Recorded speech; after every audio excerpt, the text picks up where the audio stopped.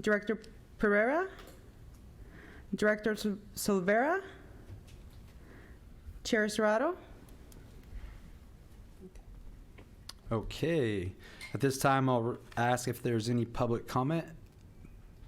Seeing none, I'm going to go have John come up and introduce what we're talking about. John 𝗥𝗘𝗖𝗘𝗦𝗧, Deputy Director for Merced County's Human Service Agency, Housing and Homeless Service Branch. Really excited. For about 2 years now, we've been providing quarterly updates on some housing and homeless services. We've talked about the permanent local housing allocation. We try to keep it relevant to all the jurisdictions, obviously, so that it's meaningful for what we're providing. For today's presentation, we wanted to focus, I know in the last one we talked about the permanent local housing allocation. Most of the jurisdictions have applied for that for affordable housing, but it can be overwhelming, understandably overwhelming. You're finding capital from multiple different programs. How do you piece that together to actually open an affordable housing complex, which is something I think, again, we all can agree is needed here in Merced County as a whole. So I'm excited to have some friends. For the last couple of years, we've worked really closely with the city of Merced, but now we're starting to see that expand a little bit, and that's evidenced by Christy McCammon being here with Stacey Souza from the city of Los Banos, who's created a couple positions to work on housing and homelessness, and we appreciate the partnership. We're really ineffective without broad partnerships. And that's something we have worked on for years, the last 5 or 6 years for this challenge. So the city of Merced is going to provide an update after their Supernova announcement. They were recipients of some of that funding. And then just more broadly, they've been very active. And I'm hoping that they can somewhat help paint a picture of how other jurisdictions who also need housing can get involved.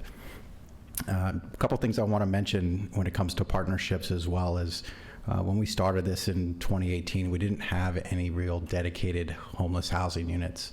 And today, and you'll see it in this presentation, there's the possibility for 425 housing units that are either being proposed in operation or actually in production right now. That includes 50 units at Childs and B Street. They're retreat apartments, 30 units on Childs and B Street. Again, a partnership with the city of Merced, a developer, the Housing Authority, with 30 project-based vouchers. We've also got 20 units in operation right now through the Merced Rescue Mission, 10 for veterans and 10 for families.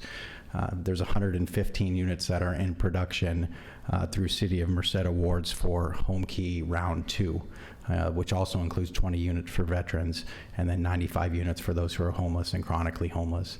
And recently we've seen an even bigger increase in interest, and we have 3 proposals before various jurisdictions here, including Los Banos, for 60 units for an acquisition rehabilitation of a motel for efficiency apartment units. The city of Los Banos is also utilizing their permanent local housing allocation funding to help subsidize the operation of that. It's a complex system that it's great to see them so actively involved, and much appreciated on my behalf. 3 proposals, including an acquisition for 80 units of a motel and rehabilitation to efficiency apartments, 55 units for production through modular constructions, conversion of shipping containers for families, people with behavioral health problems, challenges, and individuals with disabilities who aren't receiving Social Security. And then the 60 units in Los Banos for those individuals. So just want to set this, set that landscape. We're really in an unprecedented time. Those 425 units actually represent a greater number than folks in Merced County that were experiencing unsheltered homelessness during the last point in time count. We had 390 folks identified. So these 425 units are somewhat unprecedented throughout the state to take that many units for that many people as a percentage.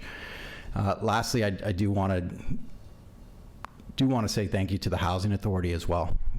The Housing Authority has allocated 509 vouchers towards this challenge. 509, 150 for a coordinated entry system, 68 emergency housing vouchers, 50s for families who are on CalWORKs and have low income, independent living program for former foster youth, a very big player and resource in our community to really provide that support that folks need through housing so that they can address a lot of the other challenges that are impacting their lives. So I do want to mention them here as well.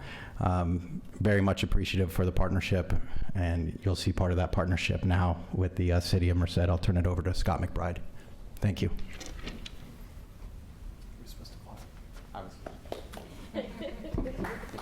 Yeah. Golf claps. Good afternoon. Thank you for your time. Good to be here before you as board of directors. John talked a little bit about partnerships, and I can't stress it enough. We can only do so much. The cities and the county often, let me back up. The city really focuses on capital to get these things started. Without the support from the housing authority and the county, there's not enough services to make these things work. And so the county picks up where we leave off and vice versa. And so I just want to stress that it has to be a partnership where everybody's together to make this work. One alone can't make it happen. Okay, so what are the ingredients to make affordable housing work? You have to have a good partner, you have to have patience, you need a lot of money, and you need conviction and support to make it work. So we're going to walk through some of the projects today that you're going to see that we are currently undertaking and things that are coming up very soon that we want to highlight as well. I would just point out that we're talking mostly about family or supportive units. We're not talking about individually owned affordable housing. We have separate programs at the City of Merced that we're doing to kind of support that. We have what you might call an inclusionary type program, which requires a certain level of affordability on private development projects.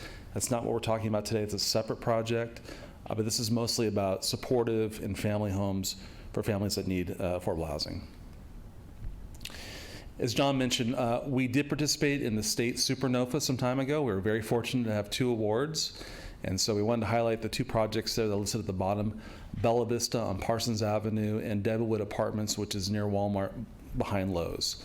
And so our role is pretty straightforward in this. We were supportive of the developer or the applicant to do these projects. We had worked with them either on getting entitlements for the site or they already had entitlements for the site, so we played that role. And so we really were trying to facilitate their ability to get the financing from the state. And there's typically city involvement involved with these, which we'll go through a little bit as well. Just kind of 2 other points on this. We did have an open partners RFP that we keep open. And so if someone has interest, we say, hey, fill this out for us. Let us know what you want to do. Who are you? What is your experience? And we've been very fortunate to get extremely good partners. Okay, Bella Vista. This is a project undertaken by Visionary Home Builders. They're out of Stockton. If you have a chance, they do wonderful communities in that area. I've toured 4 or 5. They're wonderful community centers, daycare centers. These things are great for the residents. They do a fantastic job. They're proposing 108 units. This is going to be near Rancho San Miguel on Parsons Avenue. And you kind of see there from the outline, there is some city funding in it through the ARPA program, but the bulk of it is really the state program, which is competitive, that they were able to leverage, and some additional funding, which is also state. So we have a small amount into it. It's really mostly state financing, and currently they're working to get their additional financing, which are tax credits, to make this work. Okay, Devilwood Apartments. This is one that was proposed to be just a market rate traditional apartment project. The group that got the site entitled for it couldn't really find a buyer for it, and they were connected with the Richmond Group, which is also a partnership with the Central Valley Coalition for Affordable Housing. That's a local nonprofit we have right here in Merced County that has a tremendous amount of affordable housing units. I don't know, 20-some thousand units they manage. It's a huge amount of them. And this is actually the same partnership group that worked on our Childs and B, which is the retreat project, so someone we're very familiar with. And so you can kind of get an idea of where the location is, what the elevations are going to look like. This is going to be a really mixed income project, as you can see from there.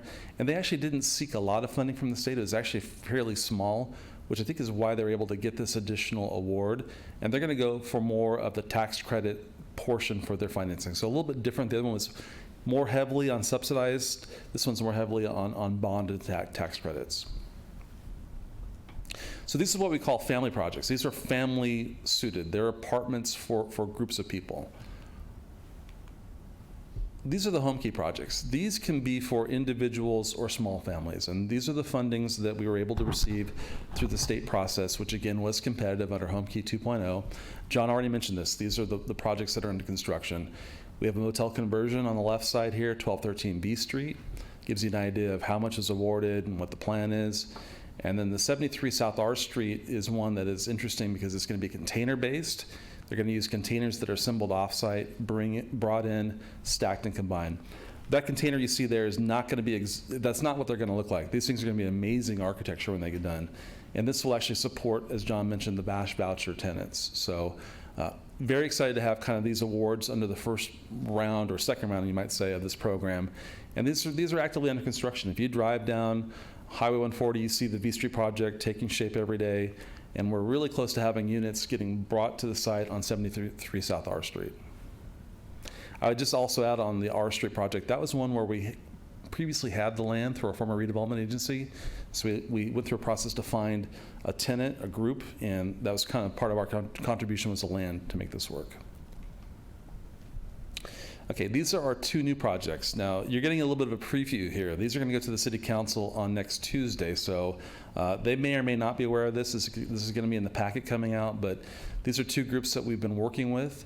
On the left side, the CC 915, that's the same group that's doing the 73 South R Street project, so we have a relationship with them. They've been through the process before. They've got a really good team. And then on the right side is a new group for us. This is actually a group that John introduced us, and they bring a tremendous wealth of experience. I do believe that they are working with Los Banos. Stacy, when's that going forward? Or has it already happened? We've received approval from the council last month. Okay, so they're already involved in the process there, so we're very happy to work with them on this proposed project. So again, you have a container-based ground-up project, and that one is actually unique because it's right next to where a lot of services are provided for the county.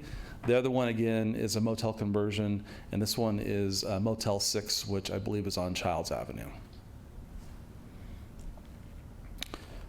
All right. In addition to those, John had mentioned the No Place Like Home project, and so we're very proud to be working with a group called UP Holdings.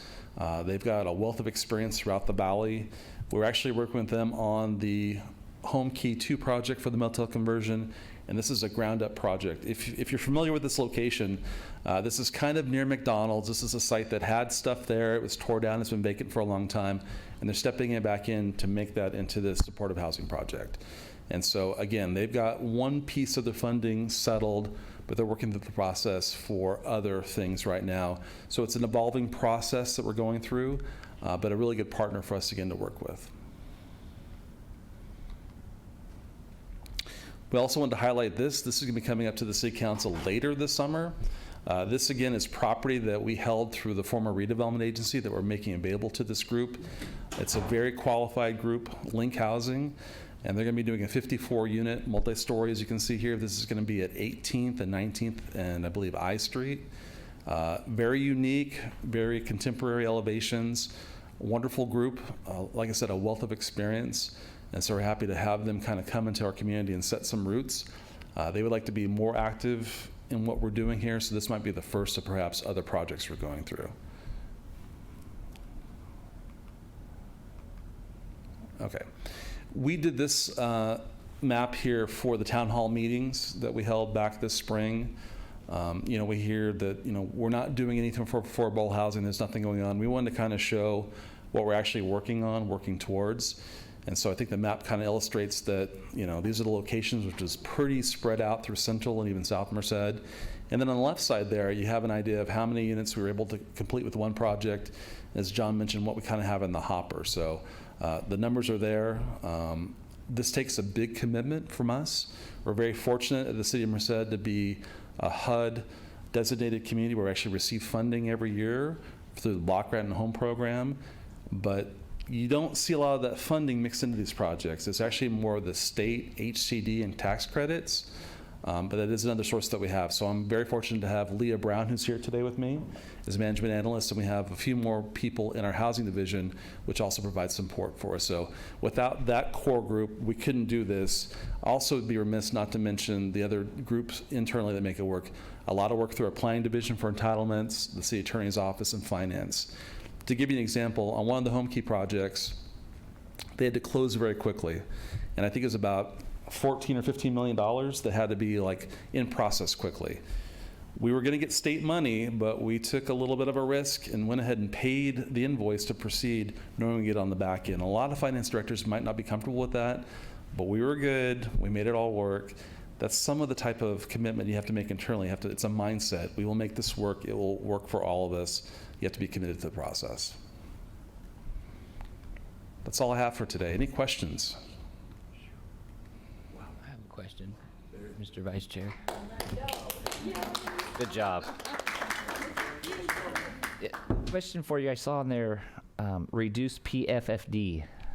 What is that? That is our PFFP, yeah.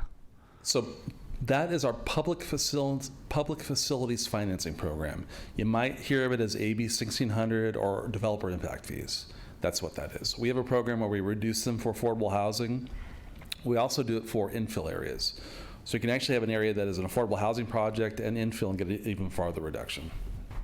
And what type of percentage of reduction are you looking at there? Substantial. The infill area alone is 50%, and I think when we start to apply some of the credits for affordable housing, it could be like 80%, 90%. It's very substantial. And specifically, what are those collected for? Is that just for like infrastructure, water, sewer? Yeah, it could be for transportation, parks. There's about 5 or 6 different categories on the list.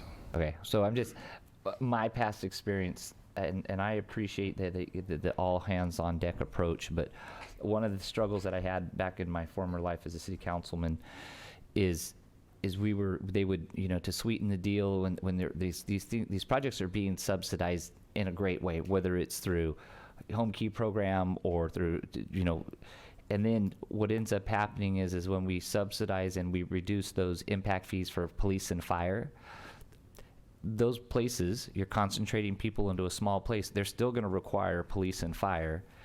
And then it becomes challenging for your police and fire department to keep up with the increased demand, right? And so I would just, this is your guys' project in Merced. I know that's something that, it was promised and was given, and I pushed back a little bit on that because they're still going to require the services. And then now you're still going to be looking at your bottom line, figuring out, how are we going to fund those additional fire spots and police spots that you're going to need to be able to provide service to those folks. But so just something to keep in mind when it's already being so heavily invested in through tax credits or through other programs we still, and I think we all know that we have a need for housing, but when you are basically putting it back on all the other residents are going to have to fill that gap somehow. So just a word of caution for you. Appreciate the Yeah, thank you. Very good comments. You can take it one step further. Most of these are going to be seeking the welfare exemption from taxes too. So the property's going to come off the tax roll.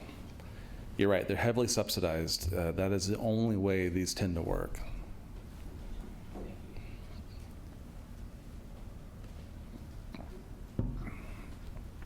Well, again, I thank you for your attention today. We're very happy to share this information with you. If you have any other questions, don't hesitate to reach out to us.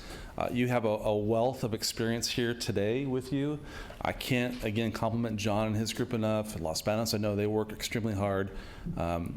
I would just put a little plug in. I know that we've got staff members that work collectively through MCAG on a variety of housing issues.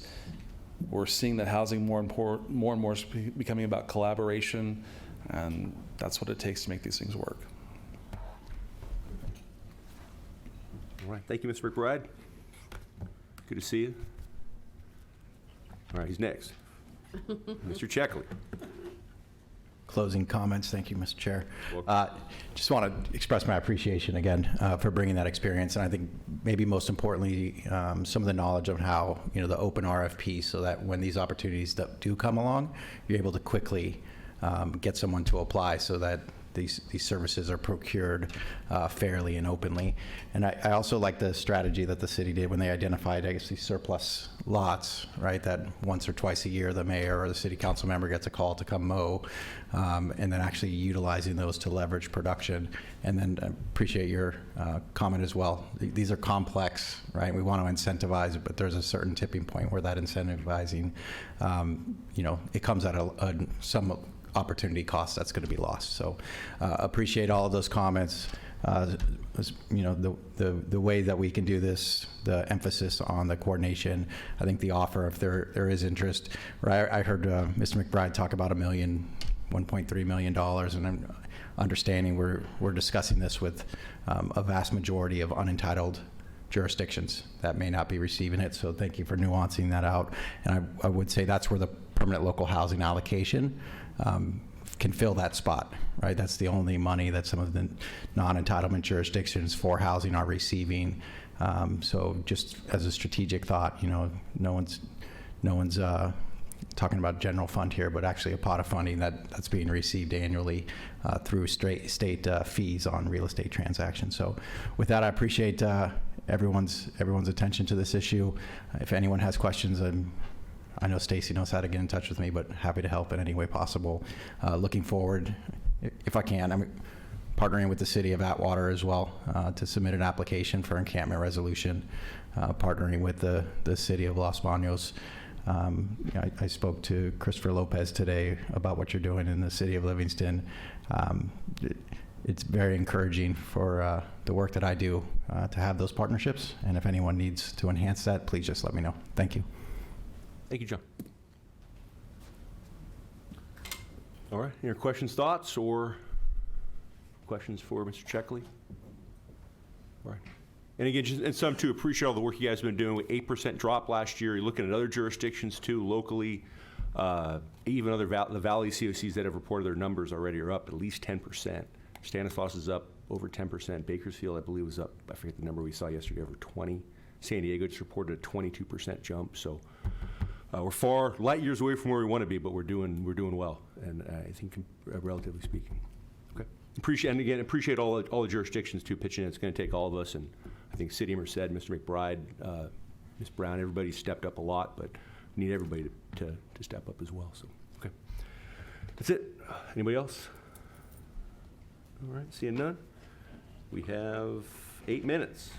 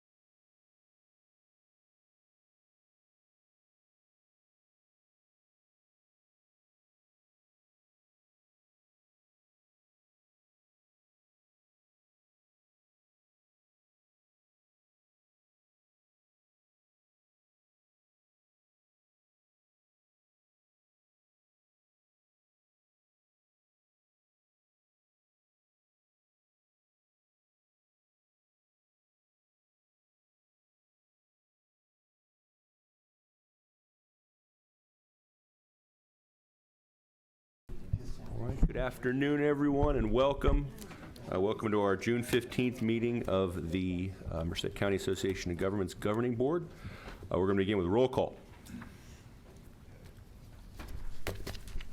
Director Nelson? Director Hoag? Here. Director Nagy? Here. Director Moran? Present. Director Yanes? Here. Director Espinosa? Present. Director Pedroso? Here. Director McDaniel? Present. Director Pereira? Present. Director Silvera? Present. Chair Serrato? Here. All right.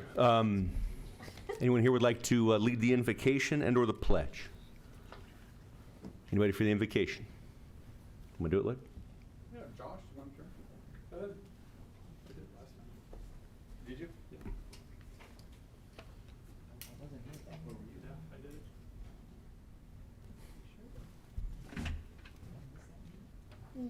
Mr. Delgadillo, would you like to lead us in the Pledge of Allegiance after this? Okay. After Lloyd's first, and then you.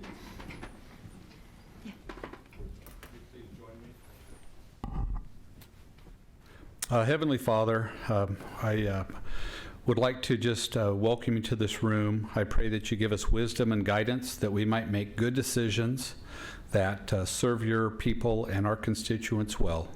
Please give us that wisdom, keep us pure at heart, pure at mind, and bless everybody that gives their time for public service, and bless their families for the time that gets spent away from them.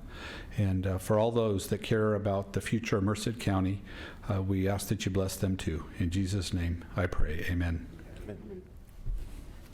Mr. Delgadillo.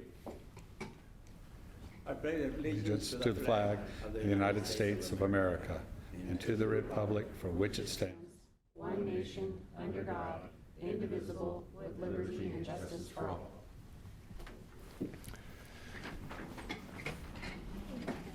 All right, takes us to item 5, the approval of the agenda. Any discussion on this item or a motion? Move to approve. Second. Okay, Pedroso and Nagy. Is there any opposition to that motion? Okay, hearing none, it takes us to item 6, which is our public comment. Are there any members of the public wish to be heard on any non-agendized items at this time? All right, Margaret, welcome. 3 minutes. Can you hear me? Oh, yeah, okay. Oh, yeah, loud and clear. I'm Margaret 𝗥𝗚𝗥𝗚𝗧𝗏. I'm the district director for Senator Padilla here in the Central Valley, the Central Coast, and Central Mountain regions. Since pandemic seemed to be over and atmospheric rivers seem to have subsided a little bit, I just want to invite you to contact me. Stacy has my information, and I would love to get together and hear about your priorities for your communities.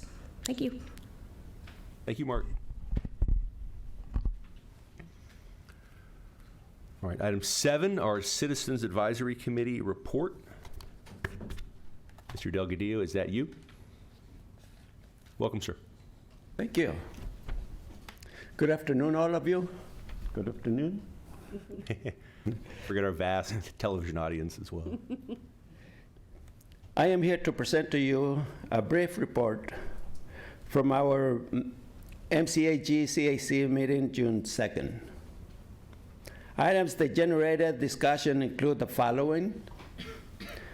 Transit Joint Powers Authority of Merced County is recommending the fare box recovery ratio for fiscal year 2023-2024 be reduced from 16.3% to 13.2% due to low ridership, rise in operation costs, and impacts of COVID-19. And MCAG is recommending the board authorize the executive director to enter into a contract with FER and peers for multi-jurisdictional local road safety plan. The plan will provide a framework for identifying, analyzing, and prioritizing roadway safety improvements on local roads within the region. NAB-GABRI requested that the election of the MCAG-CAC chair and vice chair for fiscal year 2023 and 2024 be moved to July CAC meeting due to no quorum being present. And TJPA is seeking to approve the Memorandum of Understanding with Merced College to sponsor fares for unlimited fixed route services for Merced College students enrolled for the 2023 through 2026 academic year. San Joaquin Valley Air Pollution Control District. I am currently the MCAG-CAC Director's representative. Since we are required to be physically present to participate in the meetings, I chose to attend the meetings in Modesto.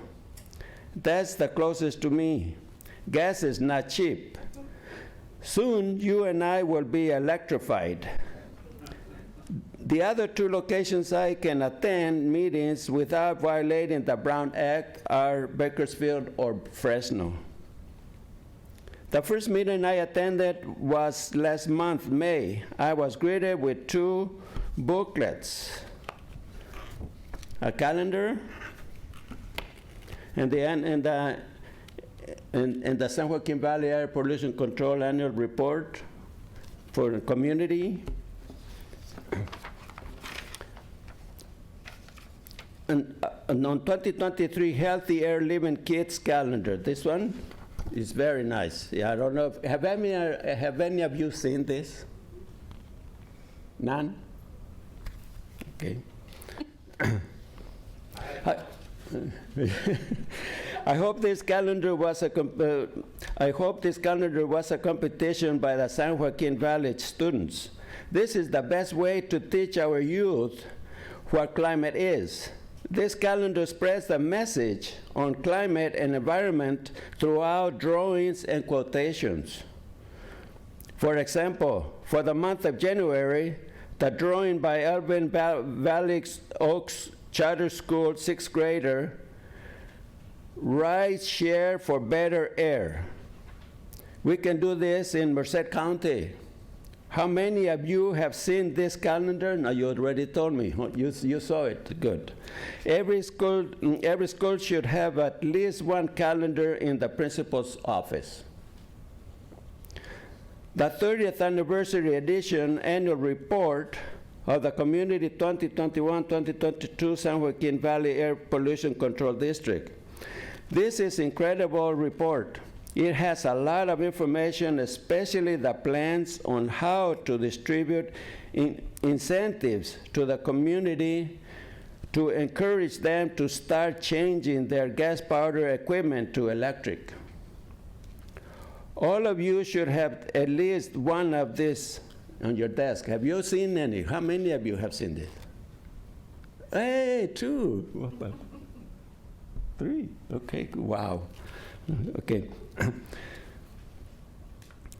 This booklet, if you see, there's a lot of information, and the person that you can contact, I see his picture. I see his picture here. He's a member. That's the governing board, and our supervisor, 𝗪𝗢𝗪𝗧. So now you have a job, okay? Now, Chair Renee Gutierrez recognized Mary Brown for her service to the Citizens Advisory Committee. We need your help. MCAG-CAC is short of members. We only have 11 members. We are short by 6. Help us fill out those positions. As I said before, if you have any questions, please be glad to go ahead and ask for them. They will be able to answer them for you. Okay, thank you. Sir, a pleasure to see you as always. Any questions for Mr. Delgadillo? No, not for me. All right. Checking. Thank you, Jose. Item 8, our Caltrans report. Did we finally scare off? No, we have Marlon. We're just promoting him. It's working, you just can't see it, We're coming for you, Marlon. There he is.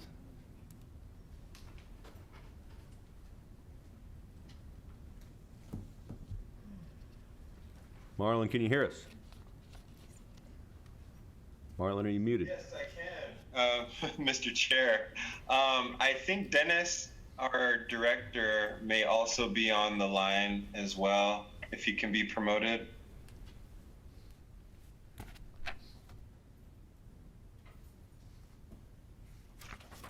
Thank you. So I will let Dennis give his remarks before I chime in. Thank you, Mr. Chair. Thank you, Marlon. Thank you. Good to see you. Good afternoon. I just video check, and can you hear me? Yes, sir. Loud and clear. Oh, good. Very good. Good afternoon, Chair 𝗪𝗧𝗧𝗪𝗧, of course, Vice Chair Pedroso, directors of your board, and Executive Director Guzman. Thank you for this opportunity to join you all virtually. Apologize we couldn't be there in person. This does allow me to attend multiple meetings during the day, but I hope to attend in the near future. As Marlon mentioned, I'll just cover a few items. First, just want you all to know, if you haven't been paying attention, in our foothill areas in Sonora, we finally opened up the Sonora Pass on 108 just last Friday. That was a tremendous effort from our maintenance crews, working 12-hour shifts 7 days a week ever since the storms. This comes to a great relief to our maintenance team, and of course to the traveling public who now can travel through 108 to the Sonora Pass. We also opened up Ebbets Pass on State Route 4 up in that area. The Tioga Pass on 120, as you probably know, is still closed on that end with our District 9 partners, and they're continuing to work hard to get up to their gate at Yosemite National Park to open up that side of the park. So with all this happening, we know that our team's been redirected a lot to deal with the snow and the storms. Again, it's a good relief now, but we're just jumping right on other things that we need to get ready for, which is the wildfires. Hopefully, through our mitigation and prevention vegetation efforts, we won't suffer any major catastrophes of wildfires, but we're prepping for that. Also, we're attending to other items in our district, especially in Merced County.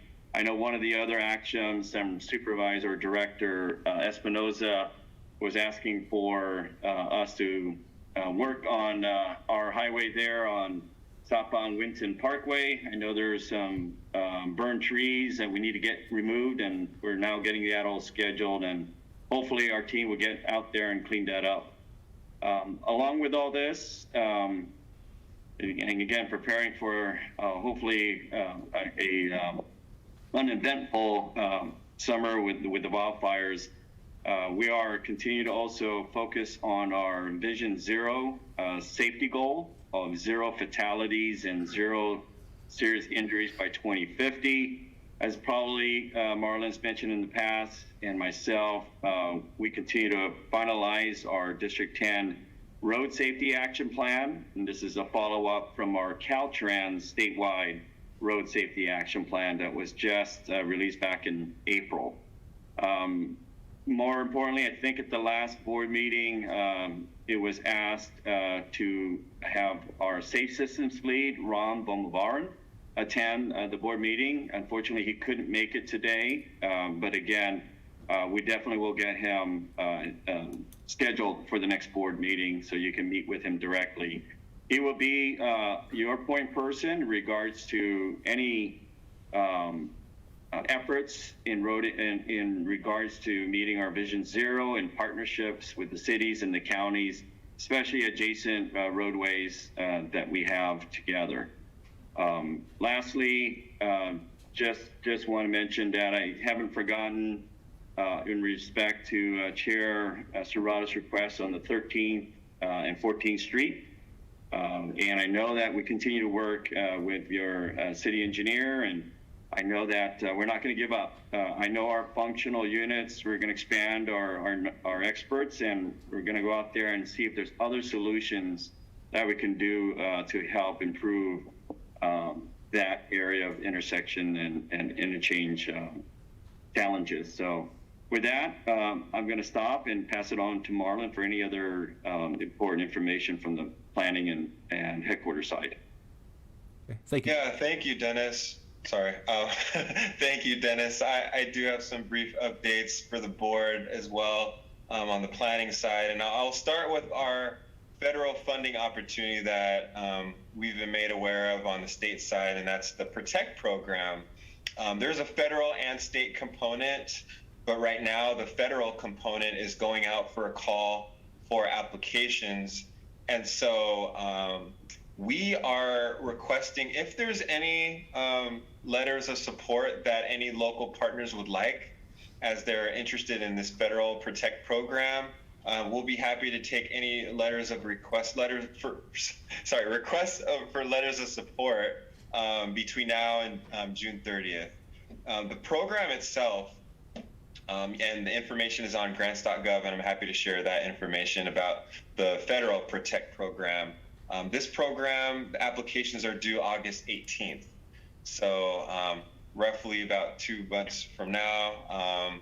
And if there's any questions from the board, any information that you'd like regarding the federal PROTECT program, please do reach out to myself. And we will have our state component as well coming up. And also our Reconnecting Communities program. We have many programs that we're having calls for proposals for.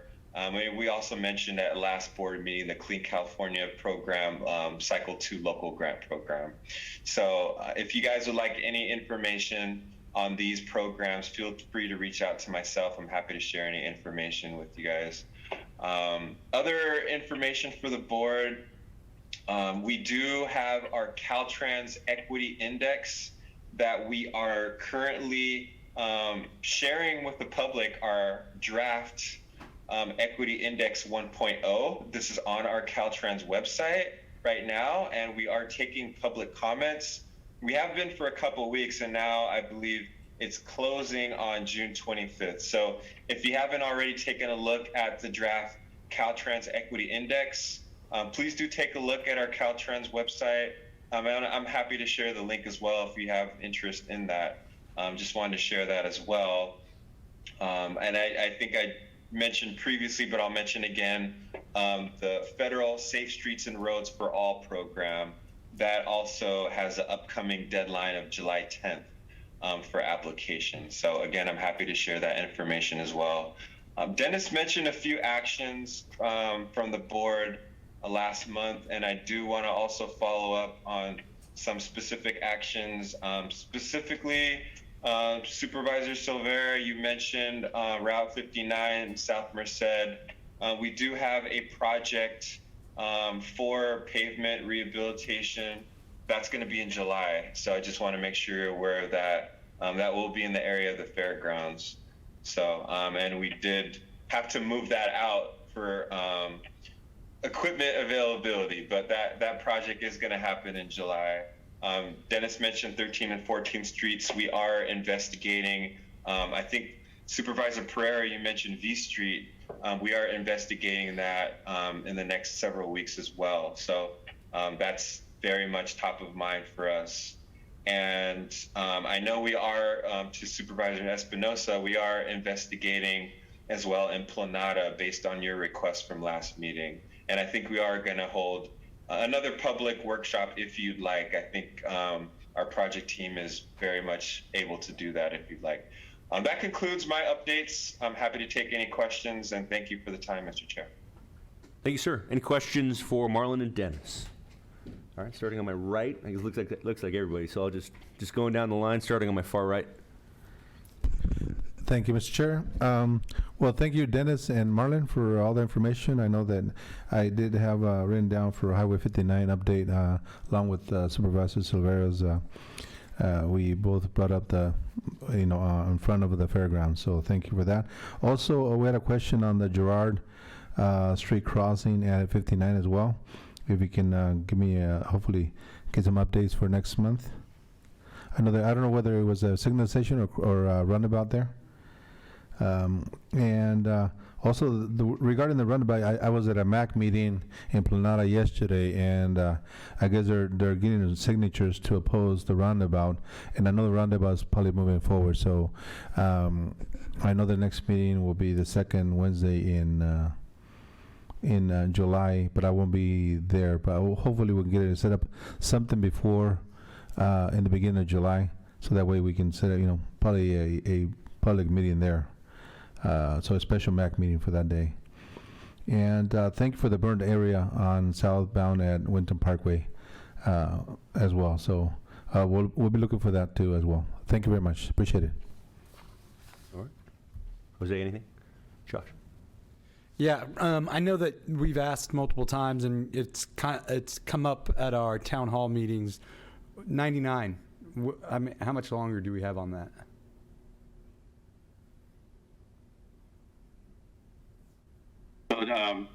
Vice Chair, I think that's Pedroso, in regards to 99. That effort will continue to work through and with Stacy in regards to the next phases of a comprehensive multimodal planning study for the corridor. I know Marlon has more details on that. We've already awarded that contract, and that's really one of the major steps that we need to get through as we develop plans and financial plans, and also a delivery plan for closing these gaps on 99. So Marlon, I don't know if you want to expand on the corridor plan further, but that's something we're working on. And of course, we continue to work with our partners in headquarters, including our director and our chief deputy director, to continue to make this a top priority for our district here in District 10 with Merced County. Marlon, do you want to expand anything on our 99 efforts? Yeah, thanks, Dennis. To that point, we are kicking off our comprehensive multimodal corridor plan in July for all intents and purposes, and we will be definitely including our local partners, including MCAG, in kickoff and all associated meetings after that. But I'm suspecting that you're requesting feedback on construction. You read my mind, but I'd like both. But yes, it was pretty much at a dead stop yesterday. I mean, cars weren't moving. And so I just want to know, is there an end in sight on the construction part of it? Oh, for the current Yeah. The current project? Yes. Oh, okay. My apologies if I misunderstood you on your question. Yes, that project, we just did our traffic shift, as you guys saw out there. Our plan is to get that done by this December. That's our target. I think we are all at that point where we'd like to see this project get completed. So that's the end game, is trying to get this open before this coming winter. Okay. Hopefully that answers your question. All right, anything else? Paul? Yeah, thank you. So, and Los Banos is going to be hosting a town hall here shortly in July, and I guess my question to you is there a way to get just to summarize either an email, a letter, something like that, of the completed projects and then the current projects, particularly for the west side, for 152, 165, Los Banos, Dos Palos area?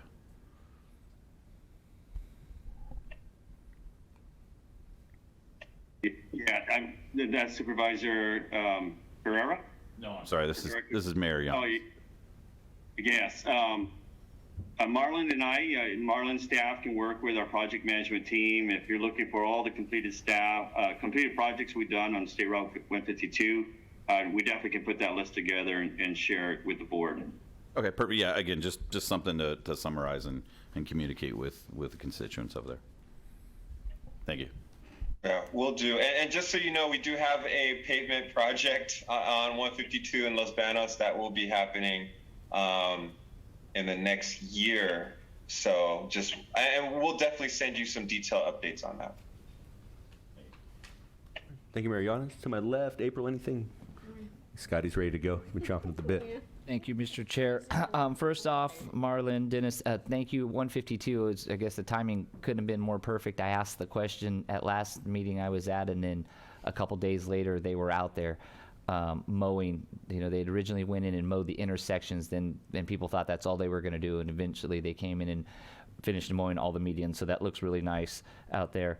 Marlon, Highway 165, north of Interstate 5, I know I had reached out to you a while back. There's some issues with just when we got all that tremendous amount of rainfall and running down one side of the road, and then it actually washed over the road and then went into an almond orchard over there, and there's a lot of silt and stuff that ended up in that orchard. There's 𝗥𝗘𝗖𝗟𝗏 and Sons is the farming operation out there, and I just wanted to know if there's any more follow-up. Did we come up with any kind of conclusion on what could be done out there? Supervisor Silvera, I don't have any update in my notes, but I would like to follow up with our maintenance team on that. I may need to follow up with you in particular with some details, just so our maintenance team has clear direction on what the request is. So I will follow up with you directly on that. Okay, and I know that they actually went out and met with some property owners out there to kind of discuss it. So just making sure that that doesn't fall off of the radar. Okay. I also want to just remind you, I know that you don't pick the winners of the Clean Parks Grant, but I know you got friends in Caltrans that do. And in case you talk to them, I want you to remind them that we submitted ours in time on the original deadline and not the second deadline, and I still think that should be worth some extra points. So I just want to keep that highlighted for you. And then the other thing that I want to bring to your attention is kind of a new one, but at Highway 152 and Volta Road, at some point, I think that Caltrans really needs to look at signalizing that intersection. I know it's out in the unincorporated area, it's out in the county, but you know, we have the single largest concentration of tomato processing plants in the world that all use that intersection. And I know we're getting ready for tomato season to start here at the end of this month, beginning of July. And every year I know that there's accidents out there. It just seems like, and I know as long as it takes us to get a stoplight in and then a stoplight in on a state highway, I really want to bring that to your guys' attention, that I really think that would be a good use of resources there. And maybe a roundabout is the deal. I don't think they'd be opposed to a roundabout out there, but something needs to happen there before we lose anybody else out there. So I just wanted to bring that to your attention. Thank you. Thank you, Supervisor. Noted. All right. Mayor Nelson. Good afternoon, Marlon and Dennis. Thank you for being on the call as well. I have nothing today. Thank you very much for getting the Atwater section of the 99 project pretty well wrapped up. We appreciate it. Gentlemen, anything from you guys?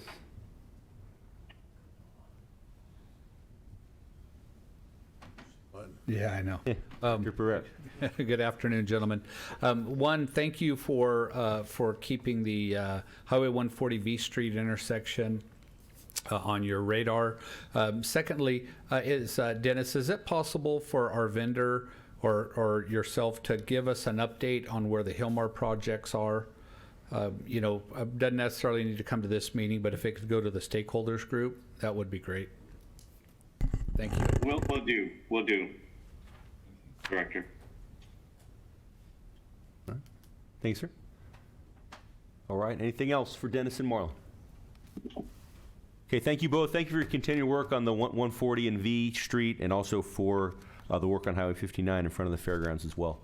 Thanks as always, Chen. We know you guys got a lot on your plate, and thank you for taking the time to listen to our concerns.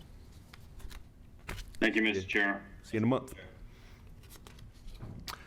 All right, 9 informational items. Any items listed under item 9 that anyone would like to pull for separate discussion?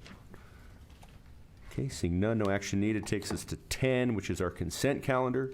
Any items on the consent agenda that anyone would like to see pulled for separate consideration?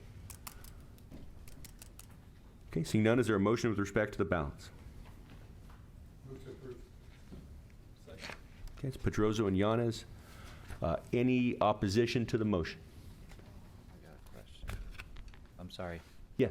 I do have. Which one would you like to? Would you like to pull one of the items? I'd like to pull 10. Let me get it right here. 10C, 3. It's like reading a legal statute. Authorize the executive director enter into a contract for litter collection services in the amount of $255,557 for a total of 5 years. Okay, that's 10C Romanet 3.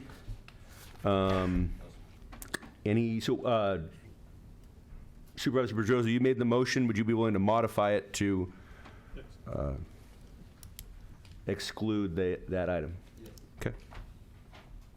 And second again? All right. Motion with respect to the balance? And any opposition? Okay, hearing none, everything passes unanimously, and we'll hear 10C3 separately. Supervisor Silvera. It just, I mean, I don't disagree with that. That we need the service. Relatively, for 5 years, the dollar amount doesn't scare me, but what does give me a little bit of concern is the fact that they have a 5% annual increase in the contract. So over the course of 5 years, that'll be a 20% increase. I've seen 3% increases, but to see a 5% increase, I guess it challenges me a little bit.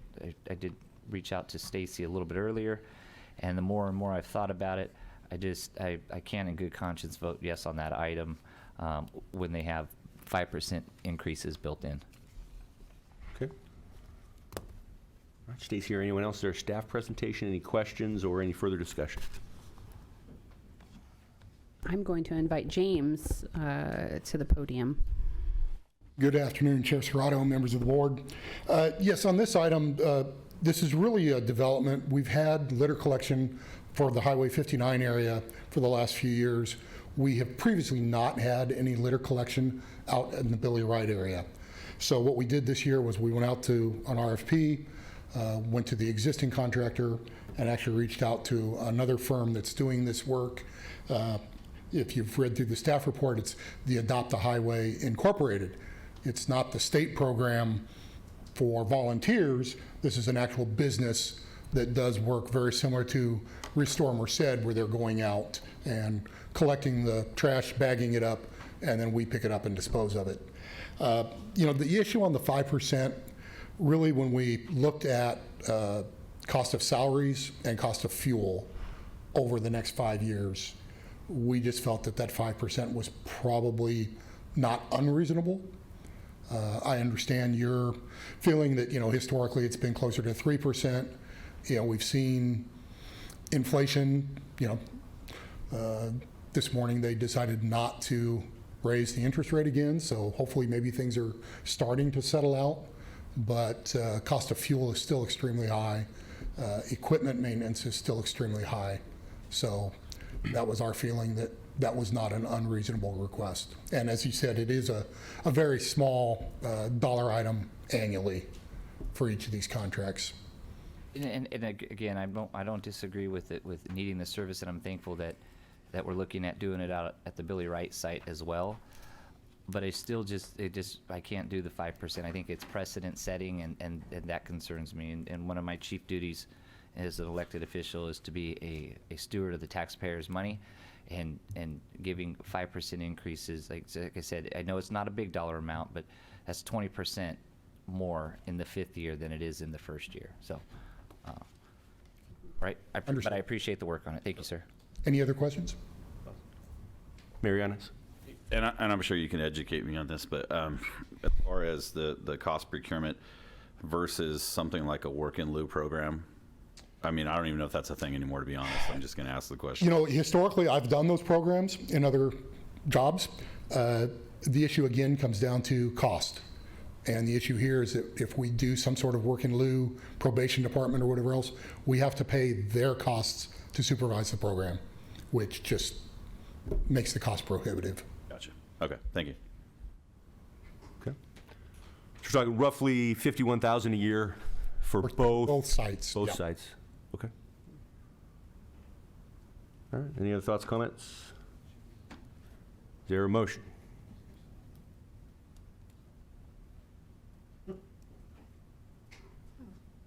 Any motions? Move to approve. A second? All right. Roll call vote. It seems like Yep, that was Pereira and Yanez. Yes, 𝗪𝗢𝗡𝗖𝗓𝗏. Roll call. Yeah, given Supervisor Silvera's express opposition, we'll do a roll call vote. Okay.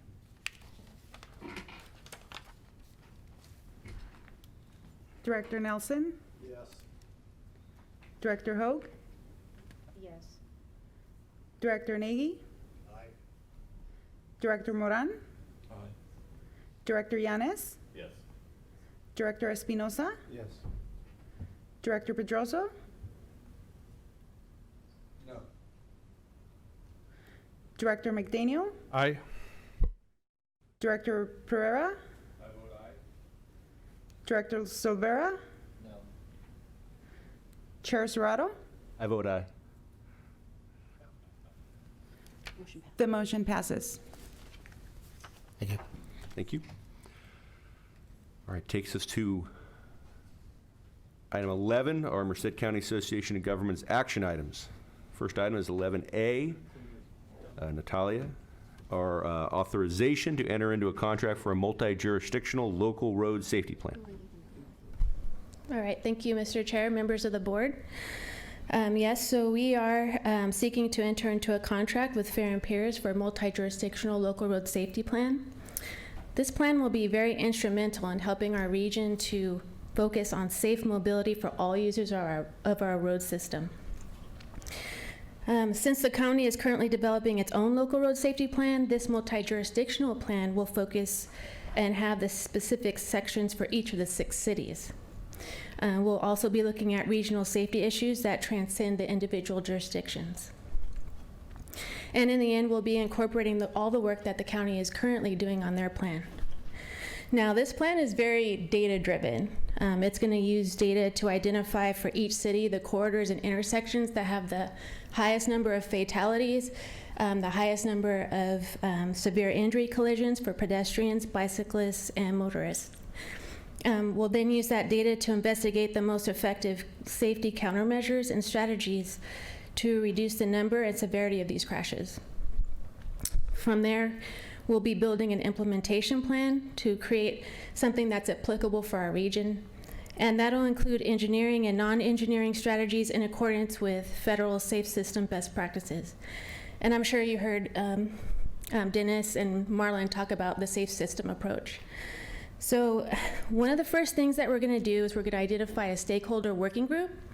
That will include representatives from each of the jurisdictions, public works departments, local law enforcement, fire departments, the highway patrol, school officials, bicycle and ped, everyone that would help this effort.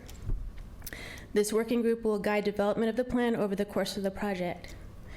Additionally, outreach to the public is a real major component of this process, and we will have in-person and online engagement. Another benefit of this plan is that once it's completed, it will satisfy Caltrans requirements to be eligible for the Highway Safety Improvement Program and the U.S. Department of Transportation's requirements to be eligible for Safe Streets for All implementation funds. Again, that funding program was something that Marlon mentioned earlier today. So in fact, we plan to wrap up this project in June of next year to be right in time for that Safe Streets for All 2024 funding cycle. Overall, this project will encourage collaboration across the region with local safety partners. It will put our jurisdictions in a really good position to be competitive for state and federal funding programs. And most importantly, this plan will help us reach our goal to improve safety for all users of our road system, and also to put safety first in our investment decisions. So I'll give you a little bit of information about the procurement process. We had 3 evaluators. One was an internal MCAG staff member. The other 2 were staff from the local jurisdictions, the local cities. We received 5 proposals. There were no protests during the protest period. And the scoring and price of each proposal is listed in your agenda under proposal details and scoring on page 181, if you want to take a look at it. Fair and Peers, simply, they received the most points, so that's why we're seeking to enter into a contract with them in the amount of $224,910. So with that, if you have any questions, I'd be happy to try to answer them. All right, thank you for your presentation. Any questions?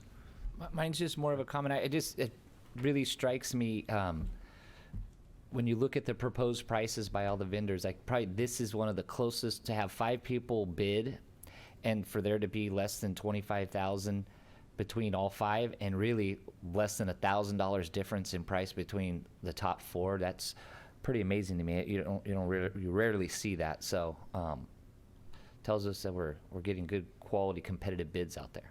We did, and it was very close, as you can see on the scoring. Or it's price collusion? Anyone else? If there's no Yes, other comments, I'd make a motion to approve item, we are on 11 now, 11A. 11A. Thank you, sir. Is there a second to Supervisor Pedroso's motion? Silvera. Second. All right, Silvera Pedroso. Any opposition?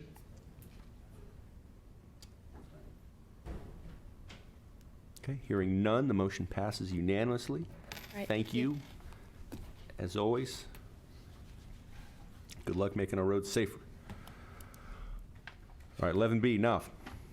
Thank you, Mr. Chair. Good afternoon, directors. For you today is adoption of MCAG other program budgets for fiscal year 22-23. The budget increased by $826,000. MCAG other budget encompasses all functions that are not transportation related or eligible for reimbursement by Caltrans. This includes TJPA, RWA, and YARTS staffing, which constitute 99% of the budget. The staffing for TJPA and RWA will be presented in the respective budget, and their adoption is scheduled later in the agenda. The remaining 1% is like to finish the 99, which builds broad correlation of partnership to help finish expanding. Mr. Pedroso, finish the 99 through Merced County, Tulare, and Madera. And then our federal state advocacy program, the cost increase of federal and state advocacy program, which is reflected in the membership due increase. And then the scholarship program, Anna Marie Fentress program, the staffing time, and also the AVA program, which is the abandonment vehicle amendment program, which administers funds to the jurisdiction who abate vehicles in Merced County. That concludes this report. Does anybody have any questions? Any questions? Questions or comments? Okay, hearing none, is there a motion? Save money. Motion from Supervisor Pedroso. Is there a second? I will second that motion. Thank you. Second from Supervisor Silvera. Any opposition to the motion? Okay, hearing none, the motion passes unanimously, which brings us to 11C, the SB 244 issues, and to Meg. Thank you. Good afternoon. As you are aware, the multi-jurisdictional housing element effort is underway, and while each jurisdiction provided a resolution at the end of last year committing to their share of the cost of the consultant contract, we were on a really tight timeline to get a consultant under contract, so MCAG didn't have sufficient time to develop an agreement with the participating jurisdictions outlining roles and responsibilities. But we feel it's important to have such an agreement in place, and as such, we have drafted a roles and responsibilities agreement covering the multi-jurisdictional housing element and SB 244 analysis. It was handed out prior to this meeting, and we're seeking authorization from the governing board just to send the draft out to jurisdictions to review. The agreement was presented to TRB yesterday and no issues were raised. So this is a two-part agenda item. So the second part is regarding the SB 244 technical analysis. Over the last few months, the REAP work group and the technical review board has discussed the potential for a regional SB 244 technical analysis, tiering off of the existing contract that we have with RENCON consultants for the multi-jurisdictional housing element. SB 244 is a bill from 2011, and it requires cities and counties on or before the adoption of their next housing element to identify disadvantaged, unincorporated communities within their sphere of influence and their infrastructure deficiencies and needs. So while it's not part of the housing element, it's tied to the timeline of the housing element. The cities of, or all jurisdictions have agreed that they would like to participate, except for Livingston. They have done preliminary review with their consultant and determined that they don't need to prepare an SB 244 analysis. So MCAG is being asked by participating jurisdictions to amend the existing contract with Rincon Consultants to include the SB 244 technical analysis. This additional work is not eligible for REAP funding and not necessarily part of the housing element, so we wanted to bring this item to the governing board to seek direction to move forward. Rincon Consultants prepared a proposal for the SB 244 technical analysis, which is estimated to cost about $40,000. And Rincon has ample experience preparing these types of analyses, and the REAP work group has reviewed the amended or proposed scope of work for this task. And a draft cost sharing agreement for the $40,000 contract amendment has been prepared with the REAP work group and was also passed out prior to this meeting. And if authorized by the governing board, jurisdictions would have until September 1st of this year to provide MCAG a resolution just committing to their share of that additional cost. And then MCG is seeking authorization from the governing board to execute the amendment to the multi-jurisdictional housing element contract to include the SB 244 technical analysis once we receive that resolution from each participating jurisdiction. So there are two requested actions with this agenda item. MCG and the Technical Review Board recommend the governing board, A, authorize MCG to issue the draft MJHE Roles and Responsibilities Agreement to jurisdictions for review and execution. And then the second action is to authorize the MCAG to execute the MJHE contract amendment with Rincon Consultants to include the SB 244 technical analysis for a cost not to exceed $40,000, contingent upon and only after executed cost-sharing resolutions and the roles and responsibilities agreement are received from each of the participating member jurisdictions. Sorry, that was a mouthful. Thank you for your time. I'd be happy to answer any questions. Questions for Meg? Okay, seeing none. I got one now. Oh, go ahead, Scott. Thank you, Mr. Chair. So Meg, I know our friends in Livingston, they don't want to participate in it, and would there be an avenue that if they change their mind later and wanted to come in, or is it either you're in now or you're out? They have determined that they don't have any disadvantaged unincorporated communities in their sphere of influence, and that's part of a work that's currently underway with their general plan update. So therefore, they're not required to prepare an SB 244 analysis. Okay, and then the next question is on the cost breakdown. Can you walk me through a little bit more? I know there's a note on the bottom of it, but how did you arrive at those numbers? Yeah, this wasn't really like a strict methodology. It was just during discussion of the REAP work group based on the level of effort that each jurisdiction's anticipating and their comfort level with how much they can contribute. Thank you. All right. Any thoughts? Seems like a good strategy to combine forces, and there seems like there's significant cost savings involved in that. So, all right. Is there a motion or any further questions? Further discussion or a motion? I got one more question, Mr. Go ahead, Scott. How long, so we're releasing the draft to all the jurisdictions. What's your timeline on expecting that back? I think September 1st for both the roles and responsibilities agreement and the resolution for the cost sharing agreement. And then they would have until when to pay the bill? We haven't worked out that yet. I think we would issue an invoice probably sometime in September, but we have a little bit of time to figure that out. Okay, I just for my own curiosity, so that if this motion does pass, we need to let our staffs know that there's a timeline on this. It isn't just a whenever you can get to it, that you guys are expecting it back. And I'm guessing sooner probably better than later? Yes, because we do want to start work on the SB 244 analysis sooner than later. And so we wouldn't start any of that work until everybody that's involved in this executes that resolution? Correct. Okay, perfect.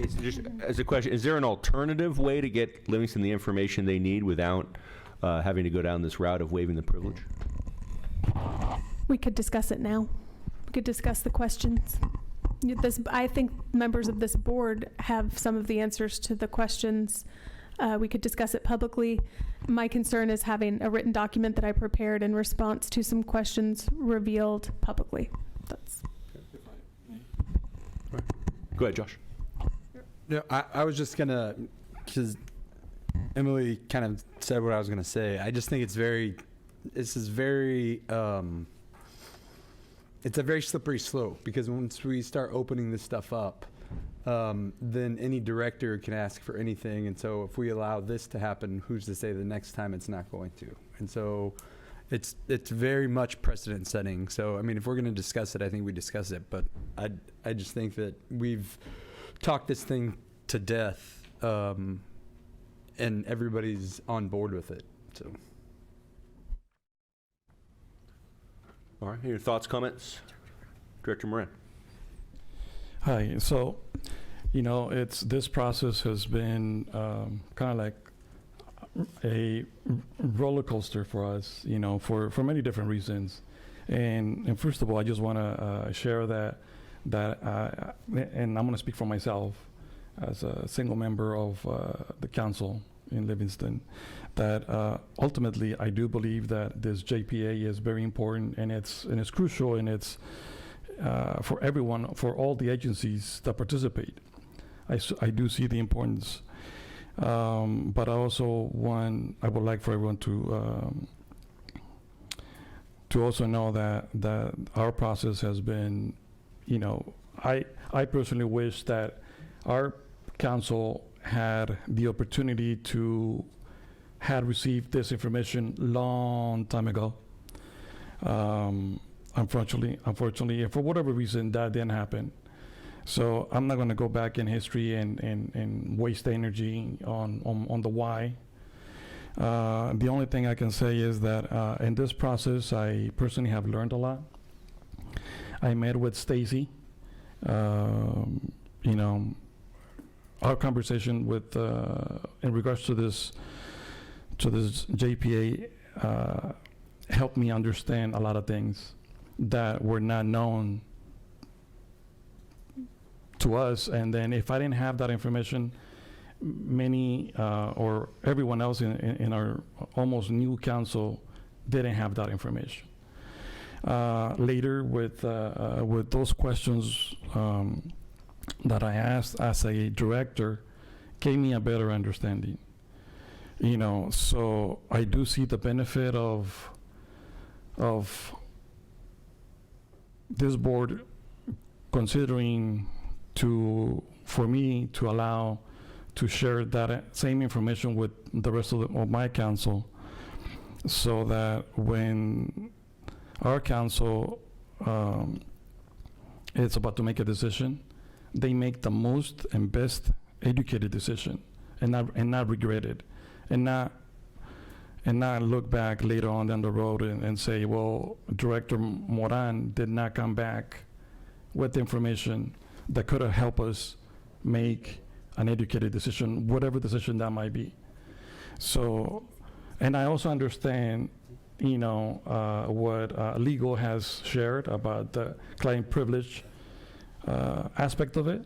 I completely understand that, but I think that if we're going to move forward with this item, and we're looking to work for the next whatever number of years, I think we should make sure that this is something that there's going to be no questions about it.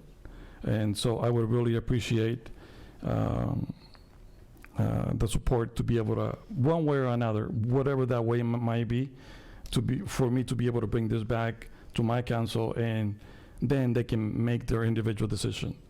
And so that's what I'm asking, and because it really did help me understand and answer a lot of questions, which, and I'm sure many of you have been in those situations before, where you have something before you and you're really not sure about it, how to go about it, and it's simply because you have not had all the answers to your questions. and it's kind of tricky to be able to, for any one of us to have to make a decision, and without really fully understanding. Okay. Thank you. Thanks, sir. Sure. Yes, sir. On my left. Yeah, Director Moran, what I will say is that all this information was given to your city, to your council, your city attorney, your city manager. But I understand you're new, and we did all this process before that happened, and so I respect your request to have information. I think that makes sense. But your characterization of that nobody knew, I don't think is fair to our staff or our board, right? Because we've talked about this thing for almost 2 years now, and so everybody else would know the answers to these questions, and other than maybe I don't know, you've had some changeover in Livingston, of course. So anyway, I want you to have this information. If you join, I want you to join willingly, and so I'm okay with it. But just wanted to kind of let you know that we all hashed this out many times. It wasn't all done behind closed doors. Thanks. All right, who's next? Chuck. Well, I mean, you just said that, okay, so you're asking to waive the attorney-client privilege because you understood a lot more, but the attorney is uncomfortable doing so, as am I. But then you said you talked to Stacy, and she was able to answer your questions. And I don't necessarily think that that's violating attorney-client privilege with the information when you talk to her. I think what the attorney is saying is that when she provides you answers to a document like this, everything was done in open, and then when you talk to Stacy, you said you have a better understanding, and so you can take that conversation back to your board with the information that you received from Stacy without violating or waiving the attorney-client privilege. Is that correct?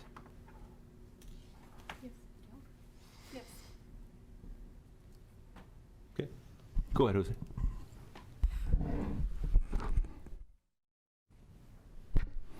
Yes, well, I did. Well, let me just go back a little bit. I do understand the process that you guys went through about 1.5 years ago, or that started almost 2 years ago.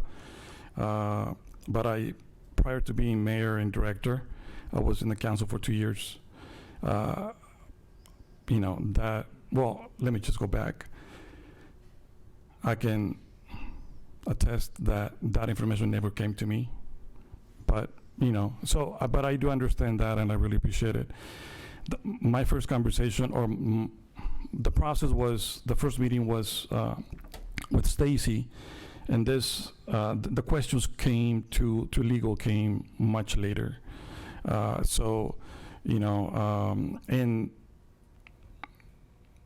the questions to legal are the ones that really clarify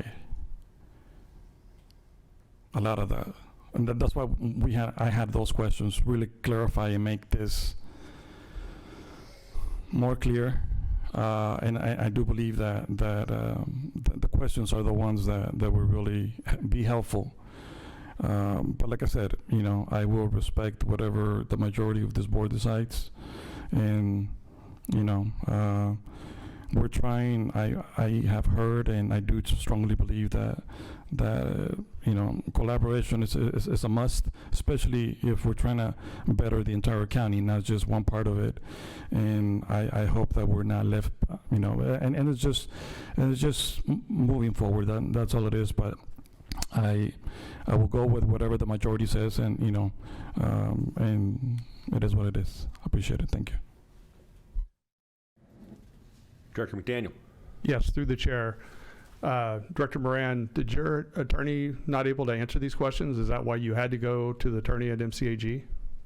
Because your attorney was part of the negotiations of this.